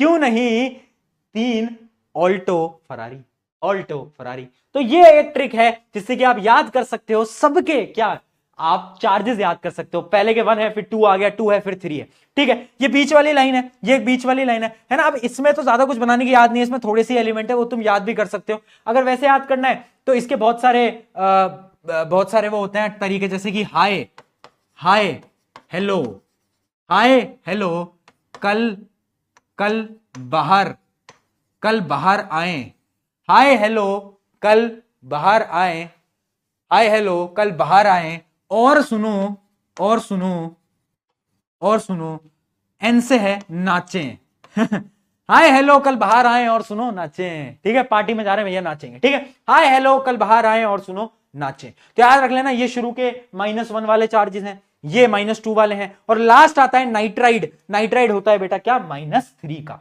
अब ये जो है पॉलीएटॉमिक, ये बड़ी सिरदर्दी है और ये याद नहीं होती। अब इसके लिए इनके जो नाम है अमोनियम, वोनियम, इन सब नाम से एक ट्रिक मैंने बना दी है, और वो ट्रिक आप समझना, वो ट्रिक आप समझना, ये पढ़ाई से रिलेटेड ट्रिक है। ट्रिक क्या है, जैसे अमोनियम है तो अमोनियम में ए है, ठीक है, तो इसका चार्ज भी 1 है, तो मैं लिखूंगा इसमें आज, आज हाइड्रोक्साइड में -1 का चार्ज है, आज हम नाइट्रेट में NO3- है 1 ही है, आज हम नहीं, फिर हाइड्रोजन कार्बोनेट आ गया HCO3 आज हम नहीं हारेंगे, आज हम नहीं हारेंगे बेटा, आज हम नहीं हारेंगे, दो बीच में लगा दो दो, क्योंकि अब इसके नीचे सबकी दो है, ठीक है, आज हम नहीं हारेंगे, 2 चैप्टर, सी से आ जाएगा आपका चैप्टर, 2 चैप्टर, 2 चैप्टर सारे के सारे सल्फाइट और सल्फेट, सारे के सारे तीन, क्योंकि अब नीचे वाला 3 है, 3 बार फॉस्फेट को हम लिख सकते हैं, पढ़ेंगे, 3 बार पढ़ेंगे। तो अब याद कर लो, आज हम नहीं हारेंगे, आज हम नहीं हारेंगे, आज हम नहीं हारेंगे, ठीक है। फिर आ जाएगा 2 चैप्टर सारे के सारे 3 बार पढ़ेंगे, यानी फॉस्फेट क्या आ जाएगा, 3 बार पढ़ेंगे, PO4 3-। तो ये जो टेक्निक है, ये बड़ी अच्छी टेक्निक है, जिसकी मदद से आप सारी चीजें ऐसे चुटकियों में याद कर सकते हो। अब भैया टेक्निक क्यों बताई, और भैया इतनी बड़ी टेबल कैसे याद होगी, देखो प्रैक्टिस से याद होगी, ट्रिक से याद कर लो, फिर 1-2 बार और प्रैक्टिस करोगे तो तुम्हें ऑटोमेटिकली याद हो जाएगी, है ना। ट्रिक्स बनाई जाती हैं बैक बेंचर्स के लिए, अगर तुम बैक बेंचर हो, याद नहीं करनी तो ट्रिक से करो, बट अगर तुम सीरियस स्टूडेंट हो तो प्लीज इनकी वैल्यूज डायरेक्टली ही याद कर लेना। अब ये भैया ये सारी कहानी, इतनी माथा आपने क्यों हमारा खराब करो, आप तो पॉइंट पे आओ। पॉइंट पे मैं आ जाता हूं, क्योंकि अब सवाल आ जाता है, why do atoms combine, atoms क्यों कंबाइन करते हैं, एटम्स मॉलिक्यूल क्यों बना रहे हैं। अभी मैंने आपको बताया ना, है ना, किसी पे पॉजिटिव नेगेटिव चार्ज क्यों जा रहा है, क्योंकि हर एक इंसान को, हर एक एटम को जिंदगी में स्टेबिलिटी चाहिए, उसको स्टेबल रहना है, अगले चैप्टर का टॉपिक है, उसको स्टेबल रहना है ना। और वहीं पर ही एक टॉपिक आ जाता है आपका वैलेंसी। वैलेंसी क्या होती है, डेफिनेशन याद रखना, बार बार पूछी जाती है, the combining capacity of a element is called valency. यानी एक एलिमेंट कितने लोगों से जुड़ सकता है, जैसे मेरी कंबाइनिंग कैपेसिटी है कि मैं लाखों बच्चों से जुड़ सकता हूं, तुम्हारी कंबाइनिंग कैपेसिटी है कि तुम यार 4 लोगों से जुड़ सकते हो, अपने स्कूल के बच्चों से जुड़ सकते हो, यहां जा सकते हो, वहां तुम्हारी कंबाइनिंग कैपेसिटी है, मेरी कंबाइनिंग कैपेसिटी है, ऐसे हर एक एलिमेंट की कंबाइनिंग कैपेसिटी होती है और उसी को हम बोलते हैं वैलेंसी। वैलेंसी क्या होता है? Combining capacity of element. यानी भैया ये कंबाइनिंग कैपेसिटी क्या है, हमें थोड़ा सा एग्जांपल के साथ समझाओ। देखो अभी हमने टेबल देखी, उसके अंदर चार्ज थे, किसी के चार्ज +1 थे, किसी के -1 थे, किसी के +2 थे, किसी के -2 थे, किसी के +3 थे, किसी के -3 थे। तो वो जो 1 2 3 गेम चल रहा था ना, वही उनकी वैलेंसीज थी और इसलिए मैंने उसको याद करने के लिए बोला। यानी उस टेबल से हमने सबकी वैलेंसी याद कर ली, है ना। कि अगर मैं तुमसे बोलूं कि भैया हाइड्रोजन की क्या होती है, तुम बोलोगे भैया +1 होती है, यानी उसकी वैलेंसी 1 है। 1 है, वो एक इंसान के साथ जुड़ सकता है, उसकी वैलेंसी क्या है? उसकी वैलेंसी 1 है। ठीक है, वैलेंसी में पॉजिटिव नेगेटिव नहीं होता, उसकी वैलेंसी 1 है। फिर आप बोलोगे कि भैया अच्छा भैया वो सोडियम की क्या होती है? सोडियम की भी 1 है, वैलेंसी क्या होती है? 1। तो यानी वैलेंसी क्या होती है? Combining capacity. क्या होती है? कंबाइनिंग कैपेसिटी, है ना। ये इंपॉर्टेंट है, क्यों? क्योंकि अभी हमने उस टेबल से सबकी वैलेंसीज याद कर ली। सारे के सारे कंपाउंड्स जो थे, कुछ एलिमेंट्स थे, कुछ पॉलीएटॉमिक आयंस थे, है ना, जो आपके अमोनियम वगैरह, तो उन सबकी हमने वैलेंसीज याद कर ली। बट भैया फॉर एग्जांपल जैसे सोडियम की वैलेंसी 1 है, उसके अलावा मैग्नीशियम की 2 है, क्लोरीन की 1 है, ठीक है। बट भैया ये सब हमने क्यों पढ़ा? क्योंकि अब हम करने जा रहे हैं सबसे इंपॉर्टेंट टॉपिक इस चैप्टर का, जो कि है नामकरण। यानी अब हम नेमिंग करेंगे, अब थोड़ा सा नाम वाम देने वाले हैं। भैया तैयार हो जाओ, है ना। जीवन में तुम्हें मैं मौका दे रहा हूं नाम देने का, है ना। जैसे घर वालों ने तुम्हारा नाम रखा चिंटू पिंटू, मोहन सिंटू पिंटू, नेहा सुनैना, श्रेया प्रिया मिश्रा, जो भी है, तो आज तुम नाम देने वाले हो। तो आ जाओ भाई, नाम देना शुरू करें, क्या कहते हो? करते भाई, नाम देना शुरू करते हैं, है ना। नाम कैसे देंगे? वैलेंसीज की मदद से देंगे। चलिए स्टार्ट करते हैं। अब ये पूरी कहानी लिखी हुई है, बट मैं तो बोलता हूं अपन कहानी से क्यों समझे? अपन तो इंटेलिजेंट है ना, अपन इंटेलिजेंट है ना, तो अपन को कहानी की क्या जरूरत, ट्रिक से सीख लेते हैं। चलो आओ देखो, मान लो एक कंपाउंड आपसे बोला जाए कि make a formula of hydrogen chloride. तुम्हें क्या देखना है? सबसे पहले तुम्हें देखना है एक मॉलिक्यूल में कौन कौन सा एलिमेंट है। तुम पकड़ोगे हाइड्रोजन को, लिखो हाइड्रोजन। तुमने पकड़ा क्लोराइड को, लिखो Cl। ठीक है, अब हाइड्रोजन की वैलेंसी, या हाइड्रोजन की वैलेंसी पॉजिटिव नेगेटिव मत देखना। पॉजिटिव नेगेटिव मैंने बोला, वो चार्जेस थे, किसी का पॉजिटिव था, किसी ने, तुम बस वो 1 2 3 वो याद रखना। बताओ हाइड्रोजन कहां पर था? भैया हाइड्रोजन की 1 थी, है ना, 1 थी। ठीक है, क्लोरीन की क्या थी? भैया वो चार्ज में क्लोरीन कहां पर था? भैया उसकी माइनस थी, है ना। हाय हेलो कल, याद आ रहा है? हाय हेलो कल, हाँ बहुत बढ़िया, है ना। ठीक है, तो उसकी क्या थी? उसकी भी 1 थी। तो अब आपको क्या करना है? आपने एलिमेंट लिखे, नीचे उसकी वैलेंसी लिखी, और अब आपको कर देना है क्रॉस मल्टीप्लाई। इसको यहां पर मल्टीप्लाई कर दो, इसको यहां पर मल्टीप्लाई कर दो। किसी भी चीज को 1 से मल्टीप्लाई करोगे कुछ होगा क्या? कुछ नहीं होगा।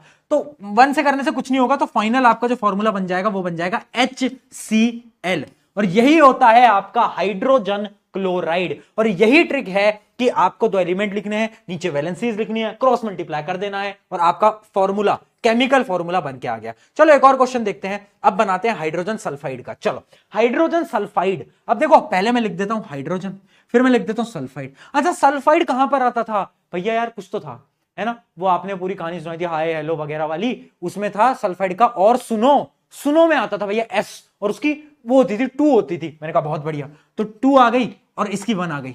ठीक है, अब क्रॉस मल्टीप्लाई करो। 1 को किसी भी चीज से बेटा मल्टीप्लाई करोगे कुछ नहीं होगा, है ना, 1 एकदम न्यूट्रल है। बट 2 को मल्टीप्लाई करोगे तो भैया 2 तो लगाना पड़ेगा, है ना।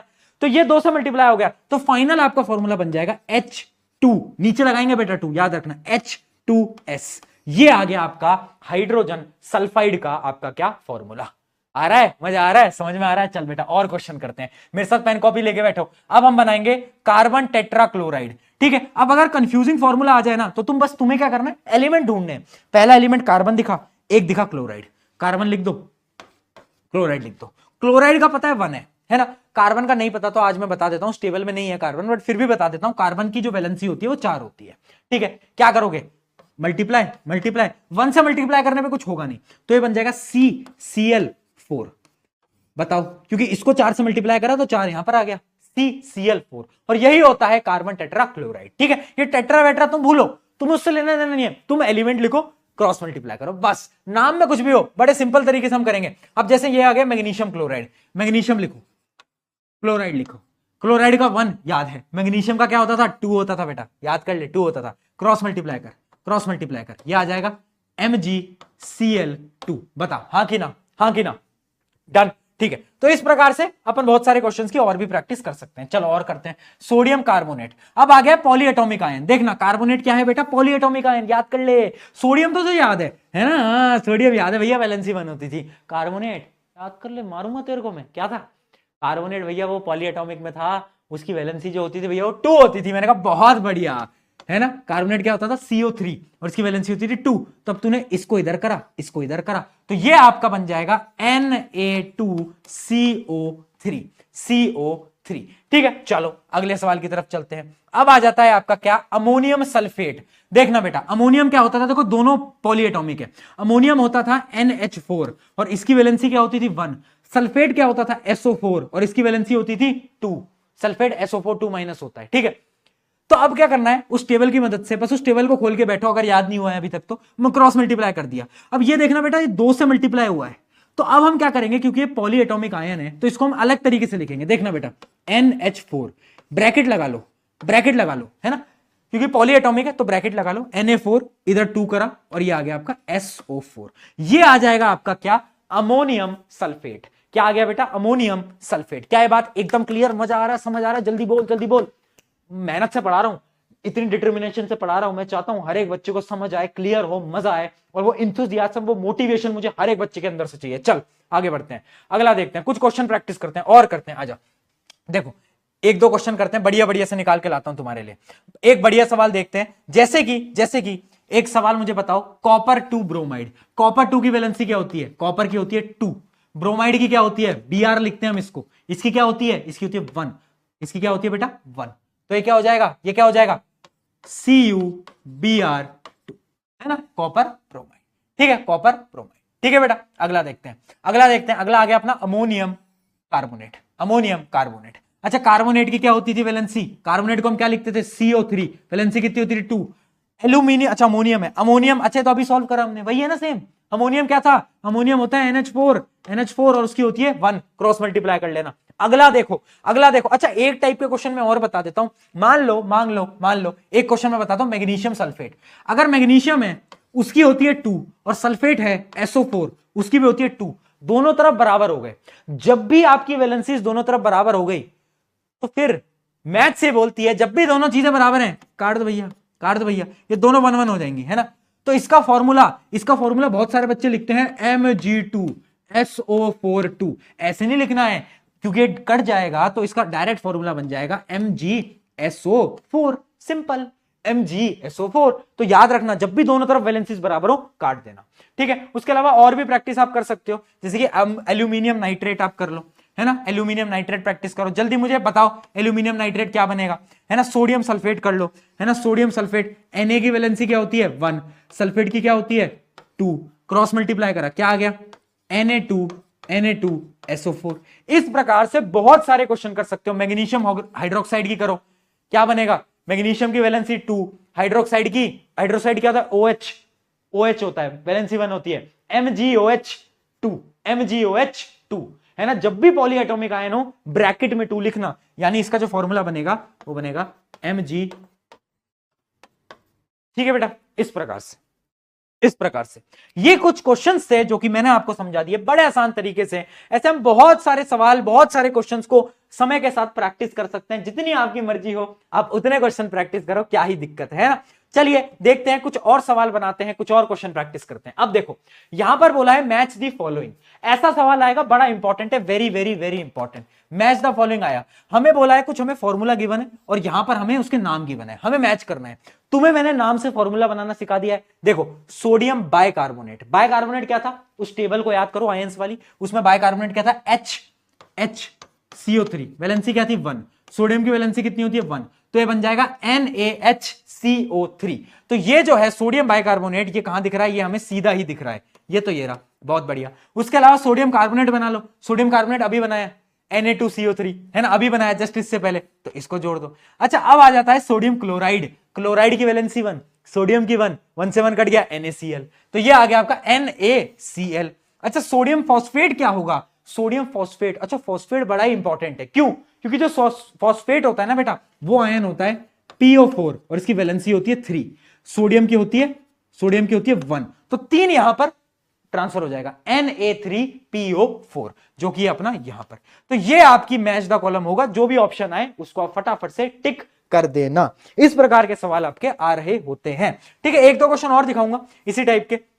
ठीक है, जैसे कि आप इनके फॉर्मूला बना सकते हो। अच्छा, एक ये क्वेश्चन बताओ मुझे, which of the following symbol of the element are incorrect. इनमें से कौन सा सिंबल आपको इनकरेक्ट लग रहा है, बताओ। Cobalt CO, carbon C, aluminium Al, helium He, sodium सो नहीं भैया, सोडियम का एक्चुअल नाम क्या है, नेट्रियम, इसलिए इसका सिंबल क्या होता है, Na। तो ये गलत है, पकड़ लिया इसको धर लो, इसको ओए क्या कर रहा है भाई, तू कहां से आ गया, सोडियम भैया तुम कहां से आ गए हैं, तुम्हारा नाम तो Na होता है ना, नेट्रियम। चलो, तो इस प्रकार के बहुत सारे सवाल आएंगे, जितने ज्यादा तुम क्वेश्चन प्रैक्टिस कर पाओ उतने तुम कर सकते हो। ठीक है, अब अगर आपके पेपर के अंदर मोल कॉन्सेप्ट नहीं आ रहा है, तो आप अगले 5 से 6 मिनट स्किप कर देना, क्योंकि मैं अभी लास्ट में टॉप 5 क्वेश्चन कराने वाला हूं, और वो क्वेश्चन बहुत इंपॉर्टेंट होंगे आपके पेपर के पर्सपेक्टिव से। ठीक है, तो आप 5 मिनट स्किप कर सकते हो। जिनके आ रहा है मोल कॉन्सेप्ट, उनसे मेरी रिक्वेस्ट है आप ध्यान से सुनना। मैं 5 मिनट में आपको कॉन्सेप्ट क्लियर कर दूंगा, क्वेश्चंस आपको नहीं करवा पाऊंगा ऑब्वियसली, बट कॉन्सेप्ट आपको समझा दूंगा मोल कॉन्सेप्ट का। ठीक है, समझते हैं। चलिए, तो देखो मोल कॉन्सेप्ट क्या होता है आप समझो। मैं अगर मार्केट में गया, मैंने बोला मुझे केले दे दे, तो उसने बोला यार केले कैसे दूं, मैंने कहा 1 दर्जन दे दे। तो 1 दर्जन का मतलब क्या है, 1 दर्जन का मतलब है 12 केले। 12 केले, हाँ या ना बोल। सिमिलरली जो शब्द है ना मोल, इसका भी एक मतलब होता है। एक मोल का मतलब होता है 6.022 इंटू 10⁻⁻23 पार्टिकल। यानी मैं बोल रहा हूं 1 दर्जन, तो उसने मुझे 12 केले दे दिए। अगर मैंने उससे बोला होता 1 मोल केले दे दे, और वो साइंस का स्टूडेंट होता, तो वो मुझे 6.022 इंटू 10⁻⁻23 इतने केले दे देता।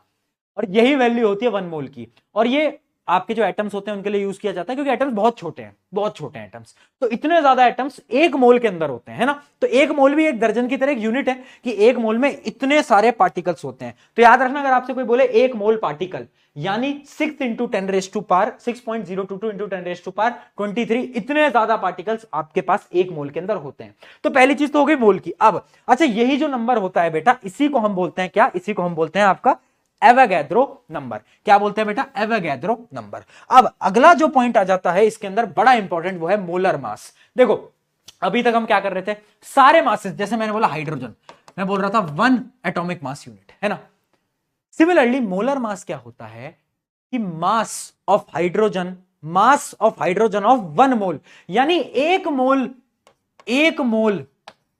हाइड्रोजन का कितना मास होगा। 1 मोल में कितने हाइड्रोजन होंगे बेटा, 6.022 इंटू 10⁻⁻23। यानी इतने सारे हाइड्रोजन को अगर मैं साथ में जोड़ लूं तो कितना होगा बताओ कितना होगा। और यही पर ही आपका मोल कॉन्सेप्ट काम करता है। वो ये बोलता है कि आपको मोलर मास निकालने के लिए कुछ नहीं करना।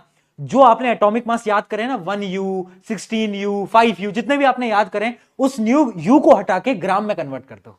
यानी अगर मेरे हाइड्रोजन का 1U था मास, तो उसका मोलर मास होगा 1 ग्राम।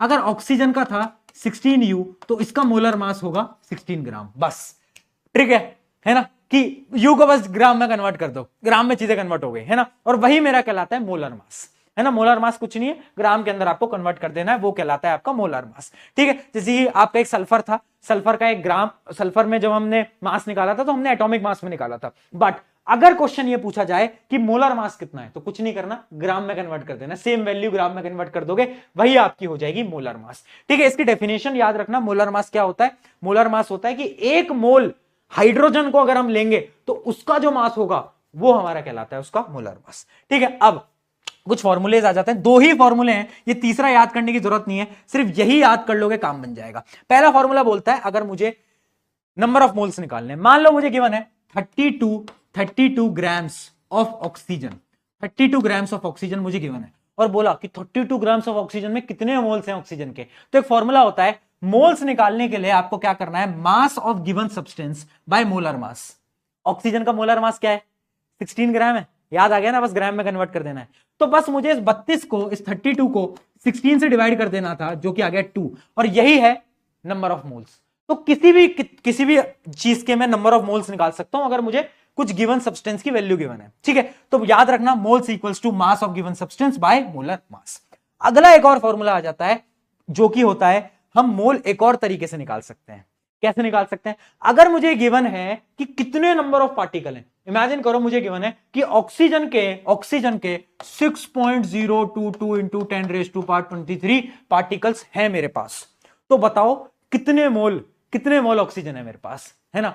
तो मैं क्या करूंगा, एक फॉर्मूला है, जितने गिवन पार्टिकल हो उसको डिवाइड कर लेना एवोगैड्रो नंबर से। एवोगैड्रो नंबर क्या था? 6.022 इंटू 10⁻23। तो बस आपको इससे क्या कर लेना है, डिवाइड कर लेना है। जैसे आप डिवाइड करोगे तो अब इस वैल्यू में तो आपका आंसर 1 आ जाएगा, यानी 1 मोल ऑक्सीजन आपके पास है, 1 मोल। यही है आपके 2 क्वेश्चन, इन्हीं में से सवाल आता है। कभी आपको गिवन मास होगा, कभी आपको बोलेगा कि भाई आपको मास गिवन है, बता दो कितने नंबर ऑफ मोल्स हैं। कभी आपको ये बोल देगा कि इतने पार्टिकल्स हैं, बता दो कितने मोल्स हैं। तो उन पार्टिकल्स को डिवाइड कर देना किससे? एवोगैड्रो नंबर से। बस इन 2 फॉर्मूले पे ही सवाल आते हैं, इससे बाहर कुछ नहीं आते, ठीक है? अगर आपको फिर भी इस पे एक डिटेल वीडियो चाहिए तो आप मुझे कमेंट में बताना, मैं एक डिटेल वीडियो बना दूंगा। अब हम बढ़ते हैं हमारे टॉप 5 क्वेश्चंस की तरफ, जो कि बहुत ज्यादा जरूरी हैं आप सभी के लिए। तो देखते हैं पहला सवाल। पहला सवाल हमसे क्या कहना चाह रहा है, ध्यान से देख लो बेटा। पहला सवाल ये बोल रहा है 10 gram of silver nitrate solution is added to 10 gram of sodium chloride. क्या बात है ना? अच्छा, इसके फॉर्मूले बनाना एक बार, है ना, अगर तुम्हें याद हो थोड़ा बहुत, है ना, वैलेंसीज अगर याद है। सिल्वर की वैलेंसी 1 होती है, मैं बता देता हूं, है ना। नाइट्रेट की तुम्हें याद होनी चाहिए, अभी लिखवाई, ठीक है। सिल्वर नाइट्रेट एक 10 ग्राम का है ना, और उसको हमने ऐड करा है सोडियम क्लोराइड के अंदर। 2 कंपाउंड है, उनको हमने जोड़ा। What changes in the mass do you expect after reaction? हमने दोनों को जोड़ा, क्या मास बदलेगा रिएक्शन के बाद? बदलेगा तो क्यों बदलेगा, नहीं बदलेगा तो क्यों बदलेगा? जल्दी बताओ, ठीक है, बताओ। अरे नहीं बदलेगा यार, कैसे बदल जाएगा? ऑब्वियस ही बात है, no changes in the mass. शुरू में पढ़ा था law of conservation of mass, जो कि ये बोलता है mass of reactant, mass of product दोनों सेम भैया, कोई बदलाव नहीं। मैंने कहा बहुत सही, चलो बड़ा सिंपल था। अगला एलिमेंट एक्स, ये एक्स को अपनी जिंदगी से बेटा देखो, साइंस के साथ साथ ज्ञान की बात बताता हूं, एक्स को अपनी जिंदगी से निकाल दो। जब तक तुम्हारी जिंदगी में एक्स है बड़ी प्रॉब्लम रहेंगी, बट हाँ साइंस वाला एक्स हमारे लिए जरूरी है। Element X has a valency of 2 and element Y has a valency of 3। यानी एक एक्स है जिसकी वैलेंसी है 2, है ना, और एक वाई है जिसकी वैलेंसी है 3। आपको ये बताना है कि अगर ये दोनों अपने अपने ऑक्साइड बनाए, ऑक्साइड क्या होता है बेटा? ऑक्साइड क्या होता है? ऑक्सीजन के साथ रिएक्शन करें तो एक कैसी रिएक्शन करेंगी? यानी मान लो अगर ये एक्स बोले कि भैया मैं तो ऑक्सीजन के साथ रिएक्शन करूंगा, फिर वाई बोले मैं भी ऑक्सीजन के साथ रिएक्शन करूंगा, तो ये क्या कंपाउंड बनाएंगे? सोचो। ऑक्सीजन की वैलेंसी क्या होती है बेटा? 2 होती है। चलो बना के देख लेते हैं। एक्स की वैलेंसी 2, ऑक्सीजन की वैलेंसी 2, क्रॉस मल्टीप्लाई करना है। बट क्योंकि हमें दोनों सेम दिख गए, जैसे ही सेम दिख जाए काट देना भैया, 1 1 कर देना, है ना। तो ये आपका बन जाएगा XO। क्या बन जाएगा? XO। क्या बनेगा बेटा? XO। अब Y के साथ बना के देख लेते हैं, Y और O। Y क्या है? Y है आपका 3, ऑक्सीजन है 2। अरे 0 क्यों लिख दिया भैया? 2। ये कर दो इधर, ये कर दो इधर, तो ये क्या बन जाएगा? ये बन जाएगा आपका Y2O3। Y2O3 कौन से ऑप्शन में मैच हो रहा है? जल्दी से बता दो, कौन से ऑप्शन के अंदर आपका जो है मैच हो रहा है? Y2O3।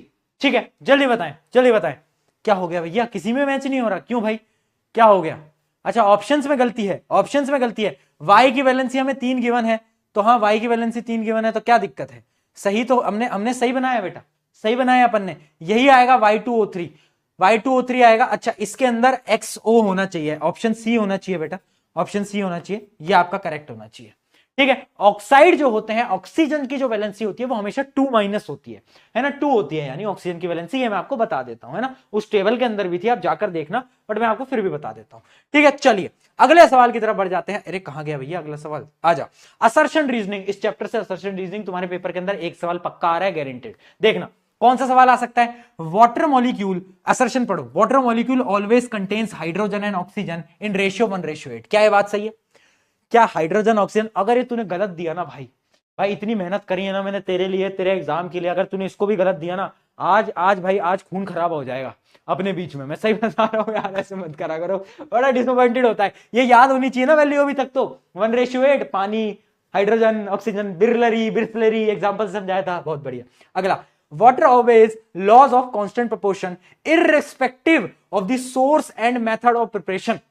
इनमें से कौन सी बात सही है? देखो असर्शन एकदम सही है, पानी इसी रेशियो में होता है, ठीक है। और इसका रीजन इन्होंने दिया है क्योंकि जो पानी जब बनता है तो वो लॉ ऑफ कांस्टेंट प्रोपोर्शन को फॉलो करता है। ये बात भी सही है और ये इसका करेक्ट रीजन भी है, तो इसका आंसर होगा both assertion and reasoning are true and reason is the correct explanation. तो इसका ए आ जाएगा बेटा, ठीक है। जिसने ए दिया है खुद को एक टॉफी मेरी तरफ से गिफ्ट कर लेना, है ना, छोटी सी सस्ती वाली टॉफी। चलो अगला देखते हैं। Which statement correctly explains the difference between 2O, O2 और O3? वेरी इंपॉर्टेंट, आपके पेपर के अंदर दिखने की चांसेस आर 90%, लगभग, है ना। स्कूल के हाथ में वैसे तो, है ना, बट ठीक, देख लेंगे, बहुत स्कूल में आएगा एक पेपर ये क्वेश्चन।